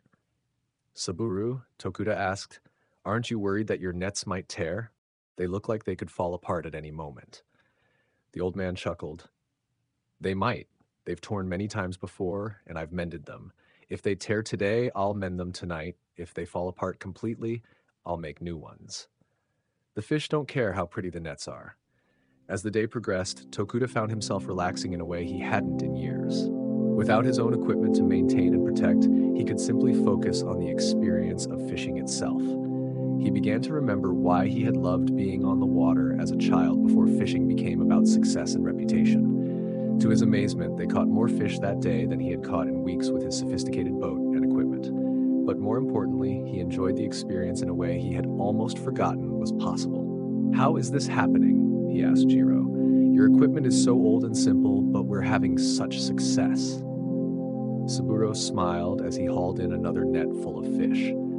"Ayabe, it's because I'm not afraid of losing anything. My boat is already falling apart, so I don't worry about scratching it. My nets are already patched, so I don't fear tearing them. When you're not protecting anything, you can focus completely on what you're doing." That evening, as they returned to shore, Tokuda realized that the loss of his boat had freed him from something he hadn't even known was imprisoning him. His attachment to his perfect equipment had been preventing him from fishing with the natural ease and attention that actually brought success. Over the following weeks, while he waited to see if his stolen boat would be recovered, Tokuda continued fishing with Jiro. Each day brought new discoveries about how his attachment to having the best equipment had actually been making him a worse fisherman. His constant worry about protecting his possessions had prevented him from being fully present for the work itself. When his boat was eventually found and returned to him, Tokuda faced an interesting choice. He could return to his old way of fishing with all its anxiety and attachment, or he could continue with the freedom he had discovered in Saburu's simple approach. He chose to keep his boat, but to fish with a different attitude. He still maintained his equipment carefully, but he no longer lived in fear of losing it. He still worked to catch fish, but he didn't let his success or failure determine his peace of mind. He had learned the difference between caring for something and being enslaved by it. Years later, when young fishermen would ask Tokuda for advice, he would tell them, Take good care of your equipment, but don't let your equipment take care of you. Love your work, but don't let your work become your master. The best fishing happens when you're not afraid of coming home empty-handed. This story reveals one of Buddhism's most liberating insights about the nature of attachment. We often think that loving something means holding on to it tightly, but true love allows for freedom. Tokuda discovered that his attachment to his boat and his success was actually preventing him from enjoying the very activities he thought he was protecting. The Buddhist understanding of non-attachment is often misunderstood as indifference or not caring about anything, but Saburu's example shows us what it really means. He cared deeply about fishing, but he wasn't enslaved by his equipment or obsessed with outcomes. This freedom allowed him to respond naturally and skillfully to whatever each day brought. Non-attachment doesn't mean we stop having preferences or working toward goals. Tokuda still preferred catching fish to not catching fish, and he still took care of his boat when it was returned. But he learned to hold these preferences lightly, without letting them control his peace of mind or prevent him from being present for the experience itself. This teaching transforms how we relate to everything we value. Our relationships become more loving when we stop trying to possess and control the people we care about. Our work becomes more fulfilling when we stop being enslaved by our need for recognition and success. Our possessions bring more joy when we appreciate them without living in fear of losing them. The deep peace that Buddhist teachings offer comes partly from this liberation, from the anxiety of constant protection and control. When we learn to engage fully with life without being attached to specific outcomes, we discover a freedom that no external circumstance can take away. Breathe gently and feel how this understanding creates space in your heart. Notice how even thinking about holding your preferences more lightly brings a sense of relief, like setting down a heavy burden you didn't realize you were carrying. Let us explore this wisdom further through another story that shows how non-attachment can transform even our relationship with our own identity and achievements. Master Ami was widely regarded as one of the most beautiful and accomplished women of her generation. Born into a noble family, she had received the finest education and had mastered poetry, calligraphy, music, and dance. Her beauty was legendary throughout the region, and many wealthy men sought her hand in marriage. But Rhiannon felt called to a spiritual life. Despite her family's objections and society's expectations, she decided to become a Buddhist nun. She approached several monasteries, but none would accept her. The abbots would take one look at her exceptional beauty and refuse her entry. Your appearance would be too distracting for the monks, they would tell her. You should marry and live a conventional life. The monastic path is not suitable for someone like you.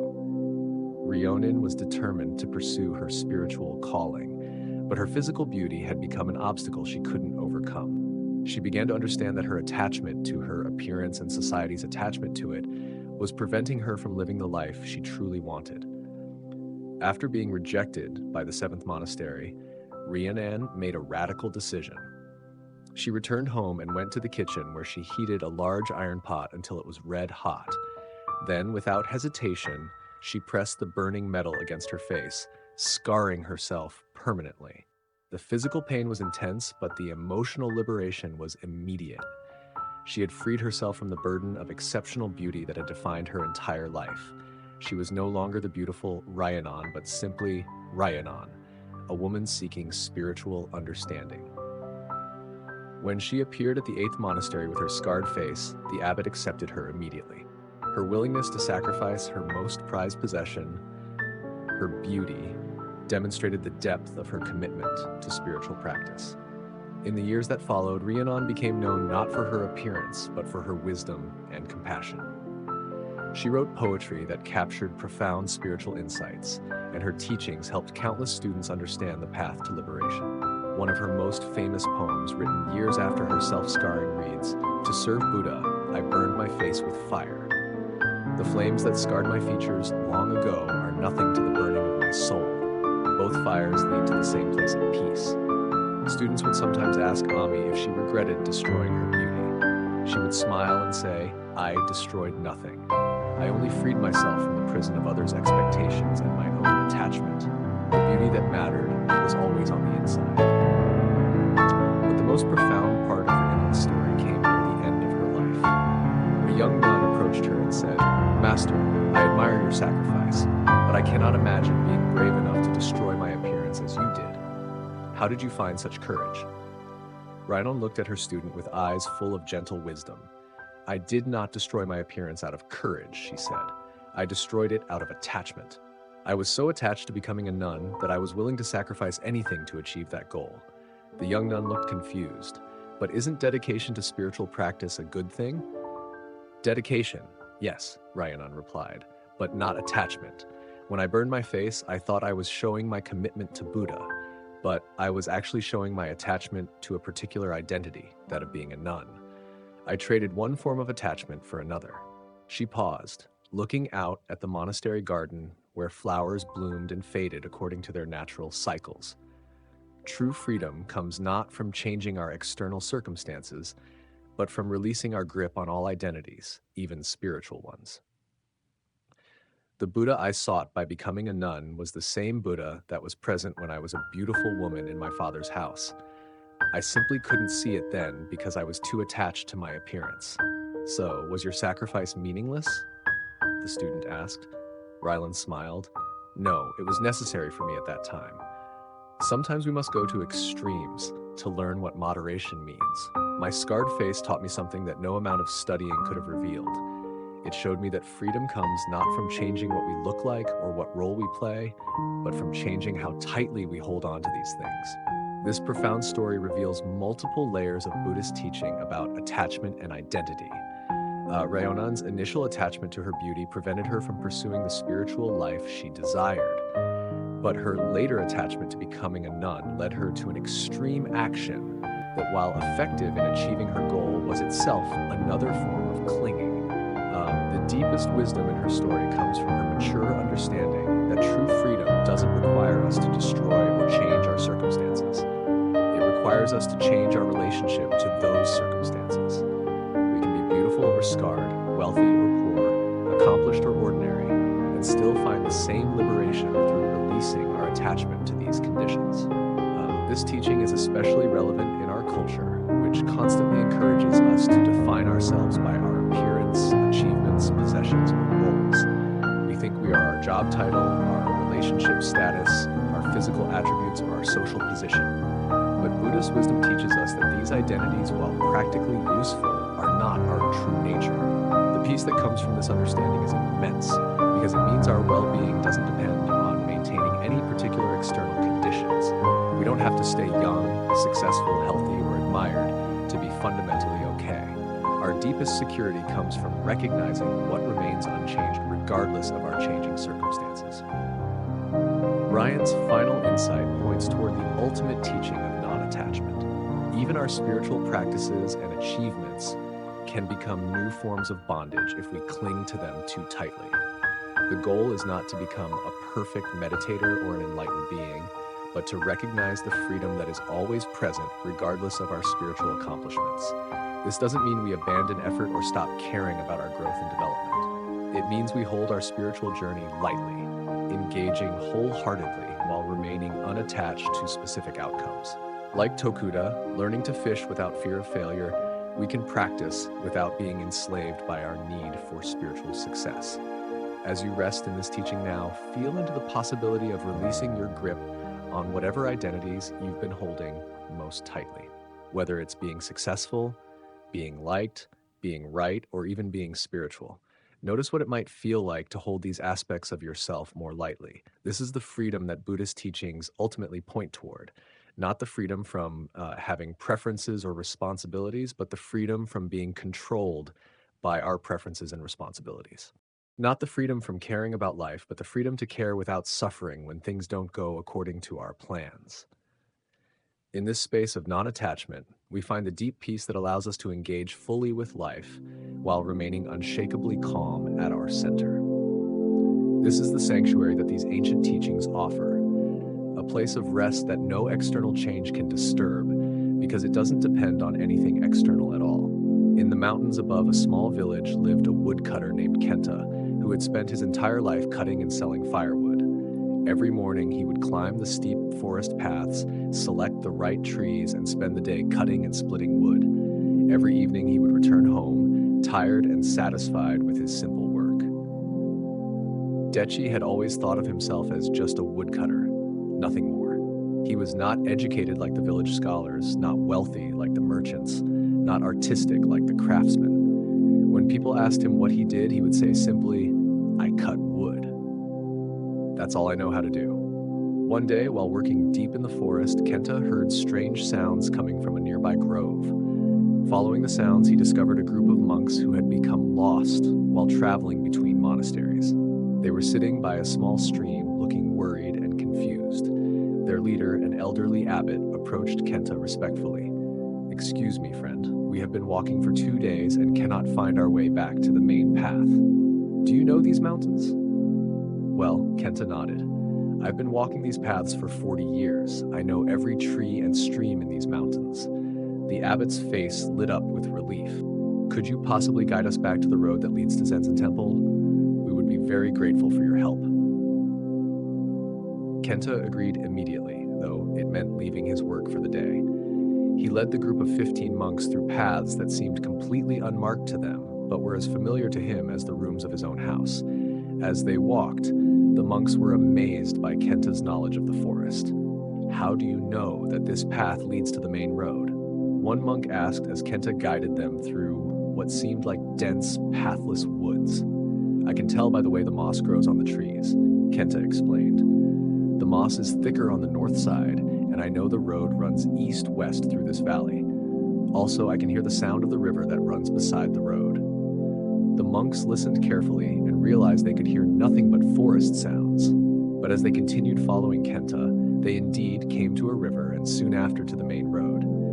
As they walked, Kenta continued to share his knowledge naturally. He pointed out which plants could be eaten safely, which ones could heal minor injuries, where the best water could be found, and how to read weather signs in the sky and wind. "You know so much about living in harmony with nature," one young monk said with obvious admiration. "Have you studied these things in books?" Dai laughed. "I can't read books. I just pay attention to what the forest teaches me every day. When you spend enough time with trees and streams, they tell you what you need to know." When they reached the road that would lead the monks safely to their destination, the abbot took Kenta's hands in gratitude. "My friend, you have saved us from a very difficult situation. How can we repay your kindness?" "No payment is needed," Kenta said. "I was glad to help, but the abbot was not finished. You say you are just a woodcutter, but today you have been our teacher. You have shown us wisdom about reading nature that none of our books contain. You have demonstrated compassion by helping strangers without expecting anything in return. You have shared your knowledge freely and guided us with patience." The old monk looked directly into Kenta's eyes. "Tell me, what makes someone a teacher? Is it having read many books, or is it having learned from life and sharing that learning with others who need it?" Kenta was quiet for a long moment considering this question. I suppose it's about sharing what you know to help others. And what makes someone wise?" The abbot continued. "Is it knowing complicated theories, or is it understanding how to live well and peacefully?" Again, Kenta thought carefully. "Ayabe wisdom is knowing how to work with life instead of fighting against it." The abbot smiled. "Then you are both a teacher and a wise man, whether you call yourself these things or not. You have taught us more in one afternoon than we learned in many days of formal study." As the monks continued on their journey, Kenta walked slowly back into the forest, thinking about what the abbot had said. For 40 years, he had seen himself as just a woodcutter, but the monks had seen him as a teacher and guide. Which view was correct? That night, as he sat by his fire eating his simple dinner, Kenta reflected on his conversation with the monks. He realized that he had been limiting himself with his own narrow definition of who he was. He had thought that being a woodcutter was somehow less valuable than being a scholar or monk. But the abbot had helped him see that his deep knowledge and natural compassion were forms of wisdom. Over the following weeks, Kenta began to notice things about himself that he had never recognized before. When neighbors came to him for advice about practical problems, he realized he was indeed teaching. When he helped lost travelers find their way, he was demonstrating compassion. When he worked in harmony with the natural rhythms of the forest, he was practicing a form of meditation. Nothing about his daily activities had changed, but his understanding of who he was had expanded completely. He was still a woodcutter, but he was also much more. He was a teacher, a guide, a wise man, and a source of help for his community. Years later, when people would ask Dechi about the nature of identity, he would say, "I used to think I was just a woodcutter. Then I learned I was also a teacher and a wise man. But eventually I understood that all these labels are like clothes I wear. Underneath them, I am simply someone who tries to be helpful and pay attention to life. That seems to be enough." This story reveals one of Buddhism's most profound teachings about the nature of self and identity. We often limit ourselves by accepting narrow definitions of who we are. But these identities are not fixed truths. They are simply stories we tell ourselves, and we have the power to recognize the fuller truth of our being. Kenta's transformation didn't require him to change his job or learn new skills. It required him to see beyond the limiting label he had placed on himself. When he stopped defining himself as just a woodcutter, he could recognize all the wisdom, compassion, and knowledge that he had developed through his simple, devoted work. This teaching is especially important because many people suffer from thinking they are just something ordinary or unimportant, just a parent, just a worker, just a student. But Buddhist wisdom teaches us that there is no such thing as just anything. Every role, when approached with attention and care, becomes a path for developing wisdom and compassion. The truth that Kenta discovered is that our deepest identity is not found in any particular role or achievement. It's found in our capacity to pay attention, to learn from experience, and to help others. These qualities can develop within any life circumstances, whether we're woodcutters or scholars, parents or professionals. This understanding brings tremendous freedom because it means we don't need to change our external circumstances to discover our true value. We don't need special education, impressive jobs, or recognized status to be worthy of respect and self-acceptance. The wisdom and compassion that matter most can develop through any sincere engagement with life. Take a gentle breath and feel how this teaching creates space around any limiting ideas you might have about yourself. Notice what it might feel like to see beyond the labels you've accepted and recognize the fuller truth of who you are. Let us explore this wisdom further through another story that shows how our true nature is often hidden, not by circumstances, but by our own mistaken ideas about what makes someone valuable. There was once a monastery that took in orphan children and raised them as part of the community. One of these children, a boy named Sho, had been found as an infant with no knowledge of his parentage or background. The monks raised him with love and care. But Sho always felt different from the others. Unlike the monks who had chosen their spiritual path, Sho felt like he belonged nowhere in particular. He wasn't officially a monk since he had never taken vows, but he wasn't a regular villager either since he had been raised in the monastery. He helped with daily tasks and participated in temple life, but he often felt like he was just existing without any real purpose or identity. As Sho grew into a young man, his sense of not belonging became stronger. He would watch the monks during their formal ceremonies and feel like an outsider. He would see village families during festivals and feel envious of their clear family bonds. He began to think of himself as nobody special, just someone who had happened to end up at the monastery by accident. One day, a famous master from the capital came to visit their temple. Master Yuji was known throughout the region for his wisdom and his ability to see the true nature of anyone he met. The local monks were excited to receive such an honored guest, and they prepared their finest ceremonies and presentations to impress him. During Master Yuji's stay, each monk was invited to meet with him privately to receive personal guidance. Sho assumed he wouldn't be included in these meetings since he wasn't officially a monk, but to his surprise, he was called to see the master, just like everyone else. Sho approached the meeting nervously, unsure what to say to such an important teacher. He entered the simple room where Master Son was sitting and bowed respectfully. "Please sit," the master said kindly. "Tell me about yourself." "There isn't much to tell, Master," Sho said humbly. "I'm not really anybody special. I was left here as a baby, and the monks have been kind enough to let me stay. I help with daily work, but I don't have any particular skills or purpose. I'm just here." Master Soan listened carefully to this self-description, studying Shou's face with gentle attention. When Shou finished, the master asked, "Who told you that you are nobody special?" Shou was surprised by the question. "Well, nobody told me directly. I just know it's true. I don't have parents or a family name. I haven't taken vows or achieved anything important. I'm just an orphan who lives at a monastery." "I see," Master Yuji said quietly. "And who told you that having parents makes someone special? Who decided that taking vows or achieving things determines a person's value?" Shou had never thought about these questions before. "I suppose I just assumed these things mattered." Master Sojin smiled gently. "Let me tell you what I see when I look at you.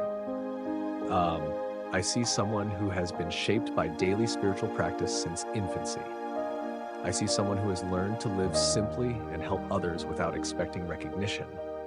I see someone who has grown up surrounded by wisdom and compassion and has absorbed these qualities naturally." The master leaned forward slightly. "Most people come to spiritual practice later in life after their minds have been filled with worldly desires and confused ideas. You have been practicing from the beginning. Even if you didn't know that's what you were doing, your ordinary daily life has been a form of meditation." Shou felt confused. "But I've never achieved enlightenment or had profound realizations like the stories about great masters. And how do you know that?" Master Soan asked. "What do you think enlightenment looks like? Do you think it must come with dramatic visions or supernatural powers? I thought it would feel different somehow. I thought enlightened people would feel special or different from ordinary people." Master Sojin laughed softly. "My friend, you have been looking for enlightenment as if it were something extraordinary that would make you feel important and special. But what if enlightenment is simply the complete acceptance of being ordinary? What if wisdom is found not in feeling special, but in recognizing that everyone is already complete, exactly as they are?" He gestured toward the window where they could see other monks going about their daily tasks. "Look at your brothers out there. They are sweeping, cooking, gardening. Are they any less wise when they're doing these simple tasks than when they're sitting in meditation? Is their Buddha nature only present during formal practice?" Shou watched the familiar scene of daily monastery life with new eyes. He began to understand what the master was pointing toward. "The Buddha nature you've been seeking," Master Soan continued, "is not hidden somewhere inside you, waiting to be discovered through special achievements. It's what's been looking through your eyes your whole life. It's what's been present during every moment of kindness, every act of service, every instant of simple attention to your daily tasks." Master Yuji stood up and placed a gentle hand on Shou's shoulder. "You came here telling me you are nobody special. And in a way, you're absolutely right. You are not special in the way the ego wants to be special, not important in the way the mind wants to be important. But this ordinariness you're disappointed by is actually your greatest gift. You have lived your whole life without the burden of trying to become someone special. And because of that, you have remained naturally who you really are." That evening, as Shou went about his usual tasks of helping with dinner and evening cleanup, everything felt simultaneously exactly the same and completely different. He was still doing the same work, still living the same simple life, but he was no longer waiting for something better to happen. He was no longer looking for a different identity or a special achievement to make him feel valuable. He realized that the seeking itself had been the only thing preventing him from recognizing what was already present. His true nature had been there all along, not hidden, but so obvious that he had overlooked it while searching for something more dramatic. This profound story illuminates the deepest teaching about our true nature in Buddhist wisdom. We often think we need to become someone special, achieve something important, or have dramatic spiritual experiences to be worthy or complete. But the truth is exactly the opposite. Our true nature is already present not as something extraordinary, but as the ordinary awareness that experiences our daily life. Shou's journey shows us how our seeking for a special identity can actually prevent us from recognizing the natural completeness that's already here. When we stop trying to become someone important and instead appreciate who we already are, we discover that we were never actually lacking anything. This teaching brings immense relief because it means we don't need to wait for some future achievement or realization to be fundamentally okay. We We don't need to earn our worth through accomplishments or spiritual attainments. The awareness that's reading these words right now, the consciousness that experiences your thoughts and feelings, is already complete and perfect just as it is. And the Buddhist path is not about becoming enlightened, but about recognizing the enlightenment that's already present. Not about achieving a special state, but about seeing through the illusion that we need a special state to be complete. Like Kodo, we often overlook our natural wholeness while searching for something more impressive. This understanding naturally leads to a deep sense of ease and acceptance. When we stop trying to be someone other than who we are, when we stop waiting for some future moment when we'll finally be good enough or special enough, we can rest in the simple truth of our present experience. As you settle into this teaching now, feel into the possibility that you are already exactly who you're meant to be. Not perfect in the sense of having no room for growth or learning, but complete in the sense that your fundamental nature lacks nothing. The peace that Buddhist teachings offer is not something you need to achieve, but something you can recognize right here, right now, in the simple fact of your own aware presence. This recognition is the greatest gift these ancient teachings offer. Not techniques for becoming better, but the wisdom to see that underneath all our ideas about ourselves, we are already whole. This wholeness is what allows us to rest completely, knowing that we are home exactly where we are. There once lived a master gardener named Kana, who was famous throughout the region for creating the most beautiful gardens anyone had ever seen. Her specialty was cherry trees, and people would travel from distant provinces just to walk through her gardens during the brief cherry blossom season. Kana had spent 40 years perfecting her art. She knew exactly which varieties of cherry trees would bloom at different times, creating waves of color that lasted for weeks. She understood how to shape the trees so their blossoms would frame mountain views perfectly. She had created stone paths that guided visitors to see each tree from its most beautiful angle. But Kana had a problem that troubled her deeply. Every year, just as her gardens reached their peak beauty, the cherry blossoms would begin to fall. Within days, the magnificent display she had worked all year to create would be gone, leaving only green leaves where stunning flowers had been. The fleeting nature of the blossoms filled her with sadness and frustration. Why must something so beautiful last such a short time? She would ask herself as she swept the fallen petals from her paths, if only I could make the blossoms stay longer, then people could truly appreciate their beauty. Kana began experimenting with ways to extend the blooming period.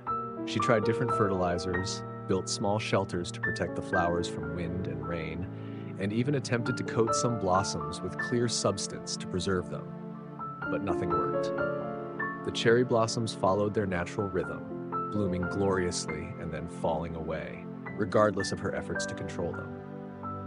One spring morning, as Kana was sadly sweeping up another pile of fallen petals, an old monk appeared on the path. He was walking slowly, stopping frequently to look at the trees, even though most of the blossoms had already fallen. "Excuse me," Kana called to him. "You've come too late. The peak blooming was last week. There's not much left to see now."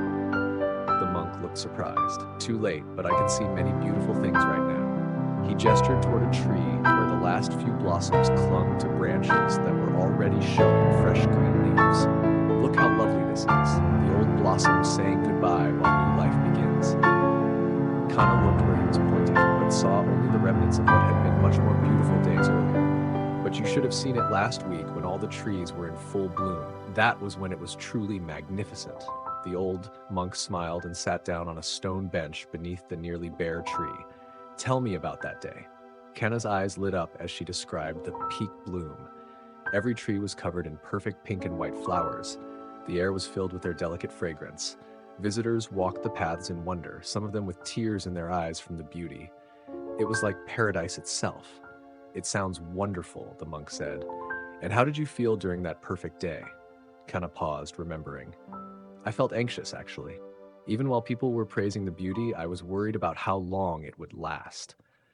I kept looking for signs that the petals were beginning to fall. I couldn't fully enjoy the moment because I was already dreading its end." The monk nodded thoughtfully. "And how do you feel now, a week later? sad, empty, like the whole year of work was wasted because the beauty was so brief. The old monk was quiet for a long moment, watching a few remaining petals drift slowly to the ground. Then he asked, "What if the shortness of the blooming is not the enemy of beauty, but the source of it?" Kana looked confused. "What do you mean?" "Tell me," the monk said, "would people travel from distant provinces to see cherry blossoms if they bloomed all year long? Would visitors walk your paths with tears in their eyes if the flowers lasted for months? Would you treasure the sight of full bloom if it was always available?" Kana had never considered this perspective. "I suppose not. If cherry blossoms bloomed constantly, they would become ordinary." "Exactly." The monk smiled. "The very thing that causes you sadness, the brief nature of the blossoms, is what makes them so precious. Their beauty is inseparable from their impermanence. When people see cherry blossoms, they are not just seeing pretty flowers. They are seeing the poignant truth that all beautiful things pass away, and this knowledge makes the beauty even more meaningful." He gestured toward the nearly bare tree above them. "This tree will give you a new gift now. In a few weeks, it will offer fresh green shade for summer visitors. In autumn, it will display brilliant colored leaves. In winter, it will show you the elegant structure of its bare branches. Each season has its own beauty, but only because each season lets go when its time is finished." As they sat together, Kana began to see her garden with different eyes. The fallen petals on the path were not just debris to be cleaned up, but evidence of beauty that had been fully expressed and completed. The green leaves beginning to emerge were not inferior replacements for flowers, but the next chapter in the tree's ongoing story. "I have been fighting against the very thing that makes my garden special," she realized. "I wanted to stop time at the moment of peak beauty, but that would destroy what makes the beauty powerful." The monk stood up to continue his walk. "The cherry blossoms have been teaching the deepest truth about life for centuries. They show us that because things pass away, each moment is irreplaceable. Because beauty is temporary, it deserves our complete attention and appreciation. When we truly understand impermanence, we don't love things less. We love them more fully." From that day forward, Kana's relationship with her garden completely transformed. She still worked carefully to create the best conditions for blooming, but she no longer fought against the natural cycle of flowering and fading. During peak bloom, instead of worrying about when it would end, she would sit quietly among the trees and drink in their beauty completely. When the petals began to fall, instead of feeling sad, she would appreciate the graceful way the blossoms completed their brief dance and made space for what came next. Visitors noticed the change in Kana. She seemed more present and peaceful, more able to share in their wonder rather than being distracted by her own concerns. The garden itself seemed more beautiful somehow, not because the flowers lasted longer, but because the gardener had learned to love them exactly as they were, temporary and perfect. This story reveals one of Buddhism's most profound teachings about the nature of impermanence. We often think that if we could make beautiful moments last forever, we would be happier. But the truth is exactly opposite. The temporary nature of experiences is what gives them their preciousness and power to move us. When we truly understand impermanence, we stop wasting time trying to grasp and hold on to fleeting moments and instead learn to be fully present for them while they're here. Like Kana discovering that her anxiety about losing the blossoms was preventing her from enjoying them, we often miss the beauty of the present moment because we're worried about its ending. This teaching transforms how we relate to everything we love. Instead of being paralyzed by the knowledge that good times won't last forever, we can be liberated by it. Each moment becomes precious precisely because it won't come again. Each experience with loved ones becomes meaningful because our time together is limited. Each day becomes a gift because we know it's not guaranteed. The Buddhist understanding of impermanence is not meant to make us sad or pessimistic. It's meant to wake us up to the incredible value of what's happening right now. When we stop fighting against the natural flow of change and instead learn to appreciate each stage of life's unfolding, we find a deeper peace and gratitude than any attempt to freeze time could ever provide. Take a gentle breath and feel how this understanding creates both tenderness and appreciation for this moment. Notice how knowing that this peaceful time won't last forever makes it more precious, not less. This is the gift that accepting impermanence offers us. Let us explore this wisdom further through another story that shows how understanding the temporary nature of life can actually make us more alive and present. In a mountain village, there lived an old doctor named Sakura who had spent his entire career caring for the people of his community. He had delivered their babies, treated their illnesses, and comforted their families through times of loss. Now in his 70s, Dr. Sakura had developed a serious illness of his own, and he knew he had only a few months left to live. Many people expected Dr. Sakura to become depressed or bitter about his diagnosis.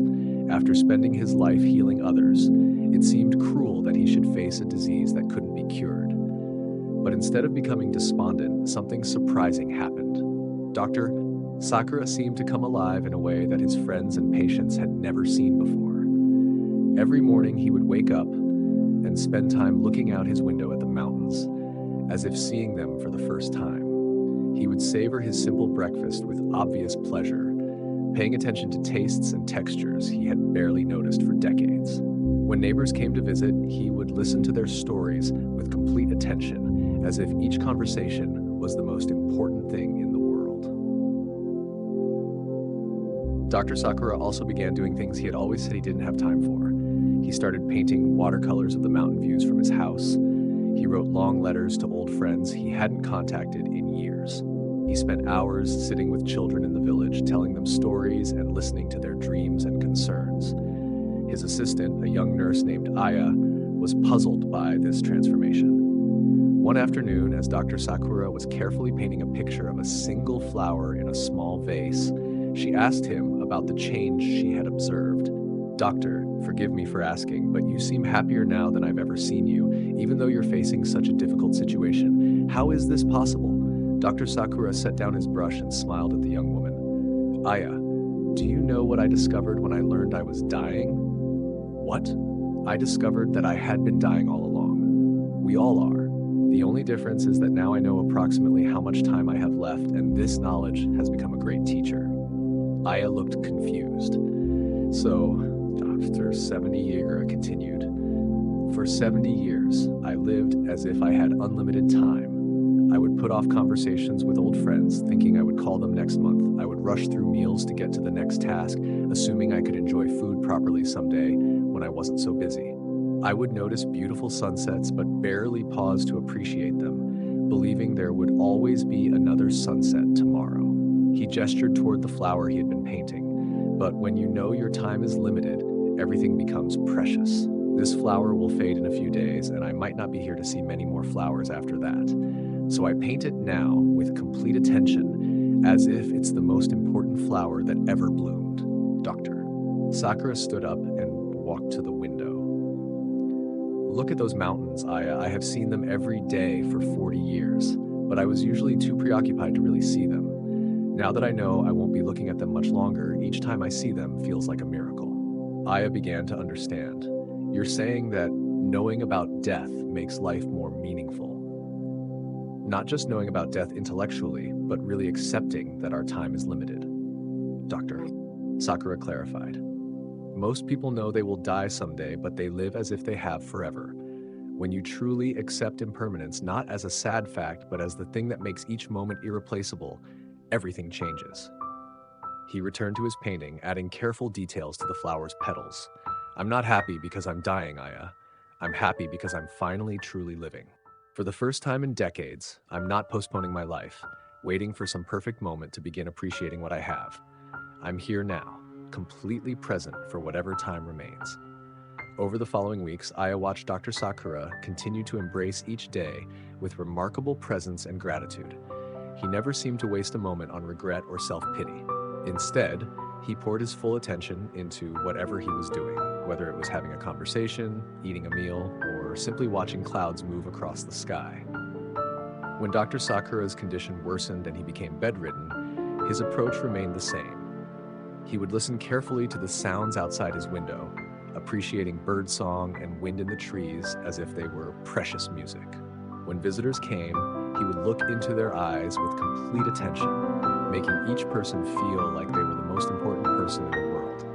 On his final day, Dr. Sakura called Aya to his bedside. "I want to thank you for caring for me. want to share one last thing with you. What is that, doctor? Don't wait until you're dying to start really living. The knowledge that time is precious doesn't have to come from a terminal diagnosis. Every day is terminal in the sense that each day that passes is gone forever. And if you can remember this not as a morbid thought, but as a reminder of how valuable each moment is, you live more fully than most people ever do. Dr. Sakura died peacefully that evening, and those who had witnessed his final months said they had never seen anyone face death with such grace and aliveness. His example became a teaching for the entire village about how understanding impermanence can transform the way we experience life. This profound story shows us how accepting the reality of death can paradoxically make us more alive. Dr. Sakura's transformation illustrates one of Buddhism's most important insights. When we truly understand that our time is limited, we stop taking moments for granted and begin to experience life with much greater richness and presence. Most of us live with what we might call immortality syndrome. We know intellectually that we won't live forever, but we behave as if we have unlimited time. We postpone important conversations, delay pursuing our dreams, and rush through daily experiences while planning for some future when we'll finally slow down and appreciate what we have. But when we deeply accept impermanence, not just as a concept, but as a lived reality, everything changes. Like Dr. Sakura savoring his breakfast or painting flowers with complete attention. We begin to approach each experience as if it might be our last, because in a very real sense, it might be. This moment, exactly as it is right now, will never come again. The Buddhist teaching of impermanence is ultimately about learning to love life more completely by understanding its temporary nature. Like cherry blossoms being more beautiful because they fade quickly, our experiences become more meaningful when we recognize they won't last forever. This wisdom naturally leads to the kind of presence and gratitude that allows the heart and mind to rest deeply.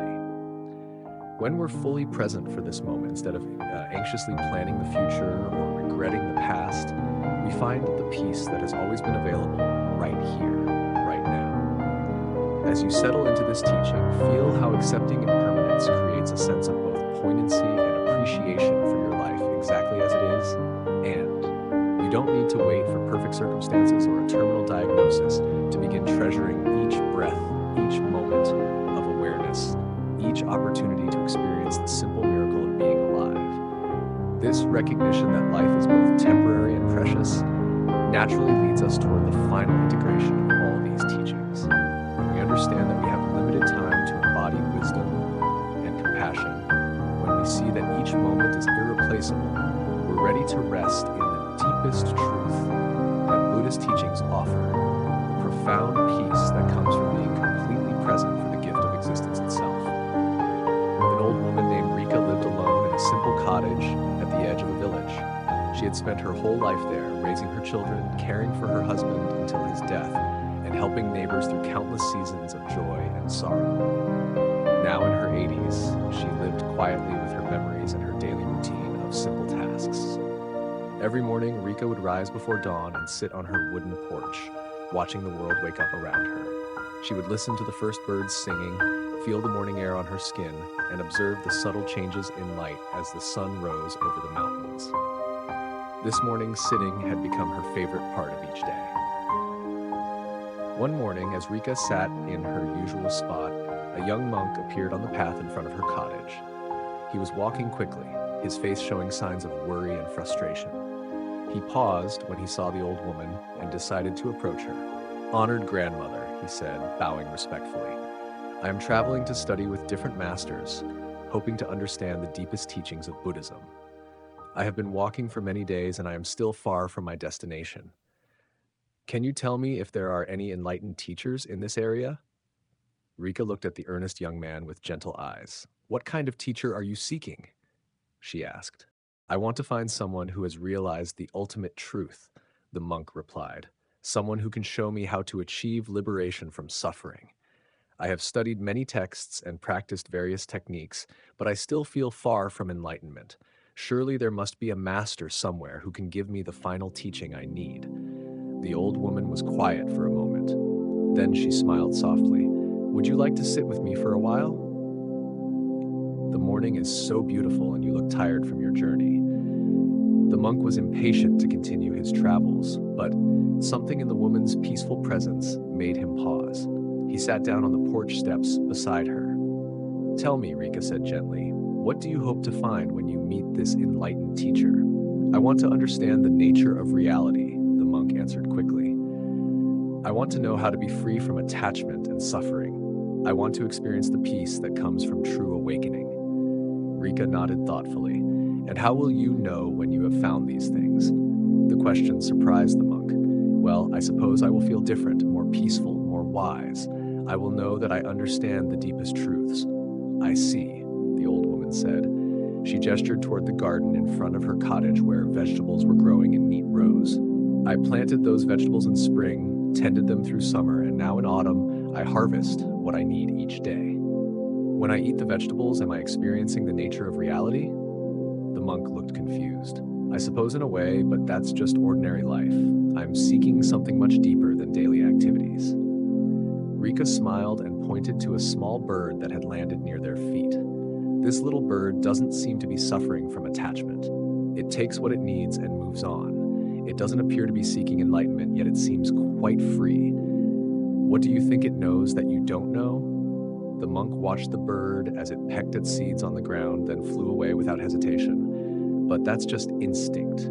The bird doesn't have consciousness like humans do." "Are you sure?" Rika asked. "How do you know what the bird experiences? And how do you know that your human consciousness is more complicated than it needs to be?" They sat in comfortable silence for several minutes. The monk found himself naturally relaxing as he watched the simple scene in front of him. Morning light filtered through the trees. A gentle breeze moved through the garden, and the sounds of the waking village created a peaceful backdrop. "You know," the monk said slowly, "sitting here feels more peaceful than I have felt in months of intensive practice." Rika nodded. "What do you think is different about this moment?" The monk considered carefully. "I'm not trying to achieve anything. I'm not analyzing or seeking. I'm just here. And how does that feel? Natural. Easy. Like I can finally stop pushing so hard." The old woman stood up slowly and began preparing to tend her garden. "I have been sitting on this porch every morning for 40 years. She said, "I have watched thousands of sunrises, felt thousands of morning breezes, listened to thousands of bird songs. Each morning is the same, and each morning is completely new." She looked at the young monk with eyes full of kindness. "You asked about enlightened teachers. I think the morning is your teacher. The bird is your teacher. Your own breath is your teacher. The feeling of peace you just experienced, that is your teacher too." The monk felt something shift inside him. "Are you saying that what I'm seeking is already here?" "I'm not saying anything," Rika replied with a gentle laugh. "But what do you think right now in this moment? Are you suffering? Are you confused about the nature of reality?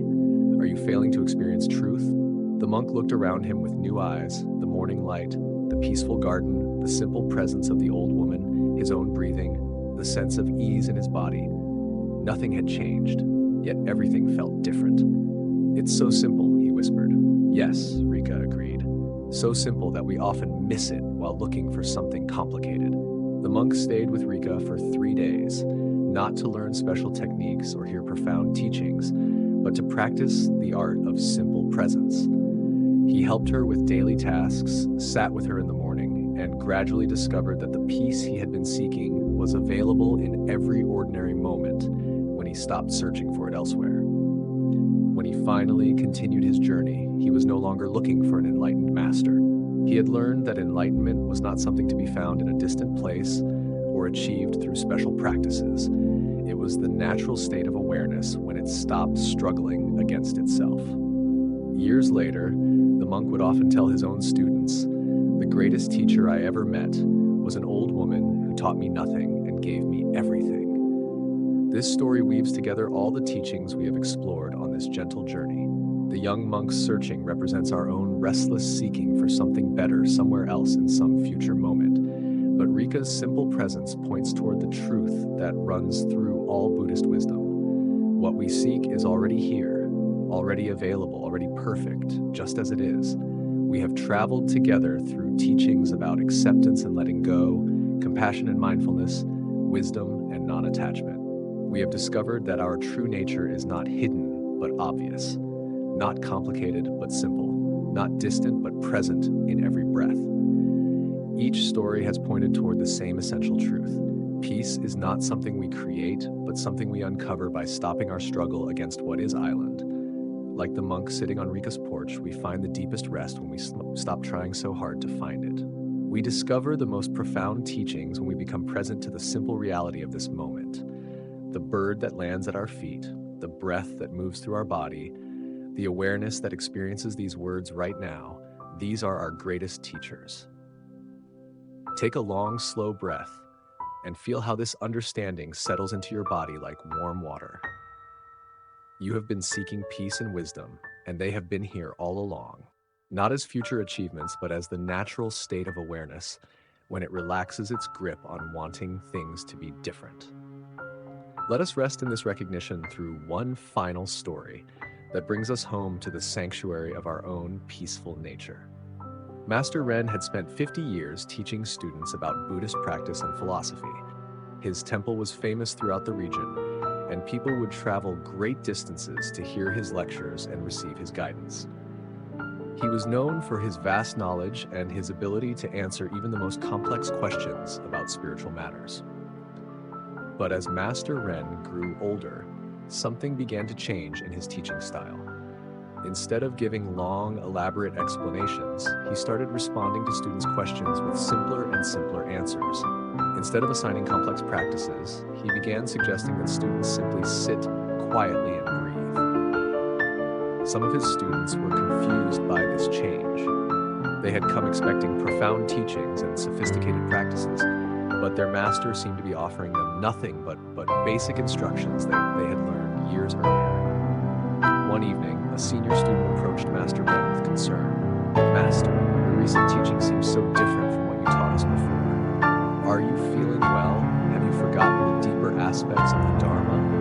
Master Ren smiled and invited his student to sit with him on the temple porch where they could watch the evening stars appear in the darkening sky. "Tell me," the master said, "when you first came to study here 10 years ago, what were you seeking?" "I was seeking enlightenment, liberation from suffering, understanding of ultimate reality," the student replied. "And have you found these things?" The student hesitated. "I have learned much, and my practice has deepened, but I still feel like there is something more I need to understand or achieve." Master Ren pointed to a bright star that had just become visible in the twilight. "Do you see that star?" "Yes, Master." "What is it doing?"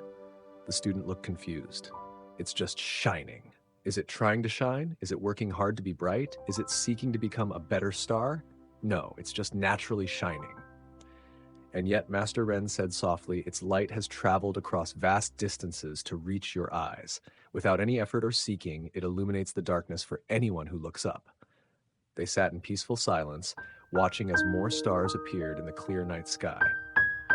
"When I was a young teacher," Master Ren continued, "I thought my job was to give students complicated practices and profound insights. I believed that enlightenment was something difficult that required years of special effort. But as I have grown older, I have discovered something different." He gestured toward the field of stars above them. "Look at this perfect teaching that appears every clear night. The stars don't struggle to shine.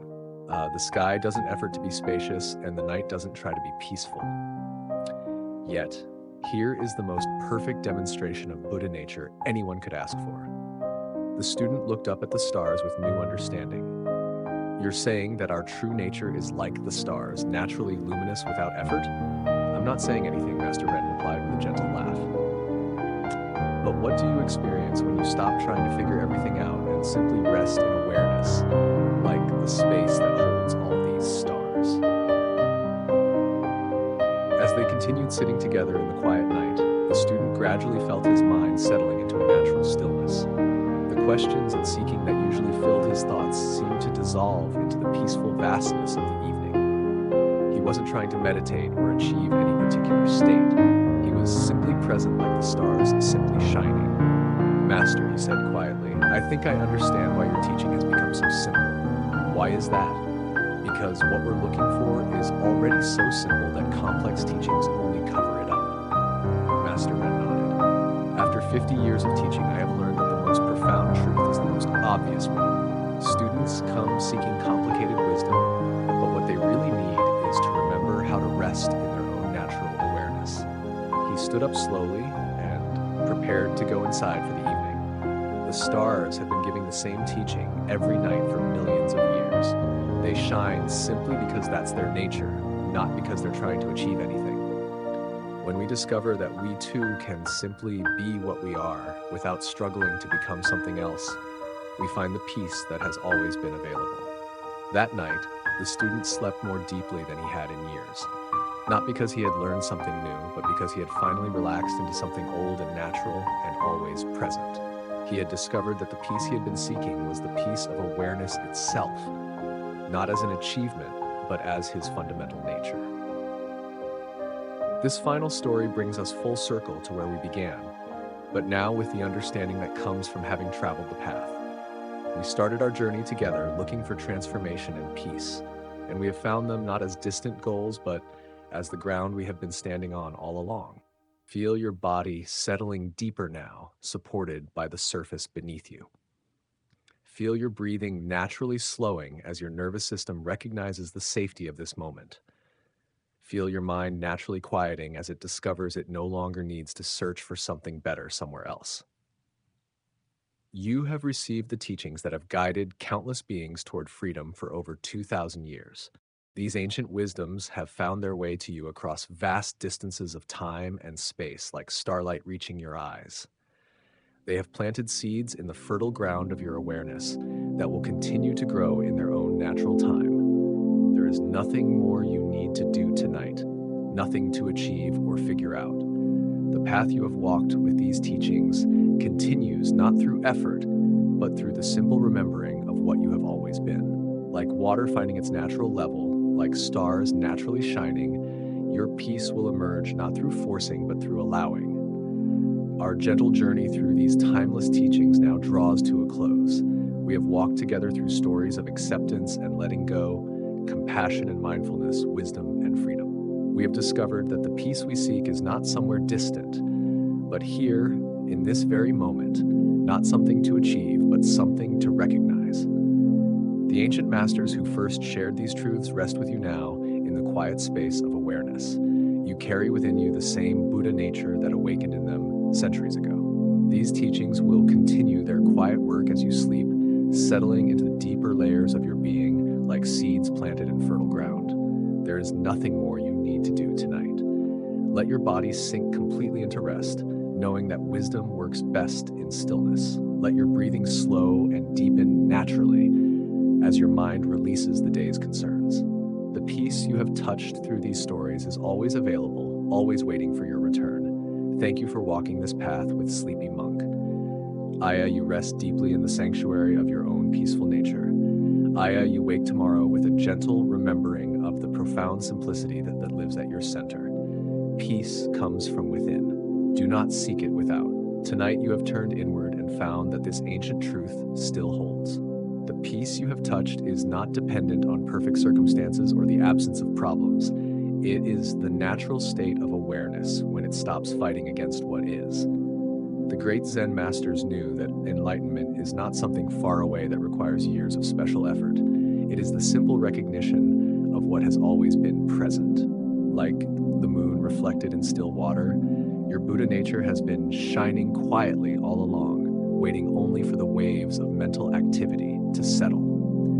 In this stillness, you remember what the ancients called your original face, the pure awareness that existed before you learned to think you were separate from the whole. The middle way that Buddha walked between extremes of luxury and hardship lives in your breath right now, neither forcing nor resisting, simply allowing. The compassion that flows from understanding our shared suffering opens in your heart as you rest. The wisdom of impermanence that teaches us to hold all things lightly settles into your bones. You are not just learning about these teachings. You are becoming them. Rest now in the great silence that holds all sounds, the vast space that embraces all experience. The ancestors smile as another being remembers the way home. It has been a wonderful journey with you here tonight. Sleep well, and thank you for joining us here at Sleepy Monk.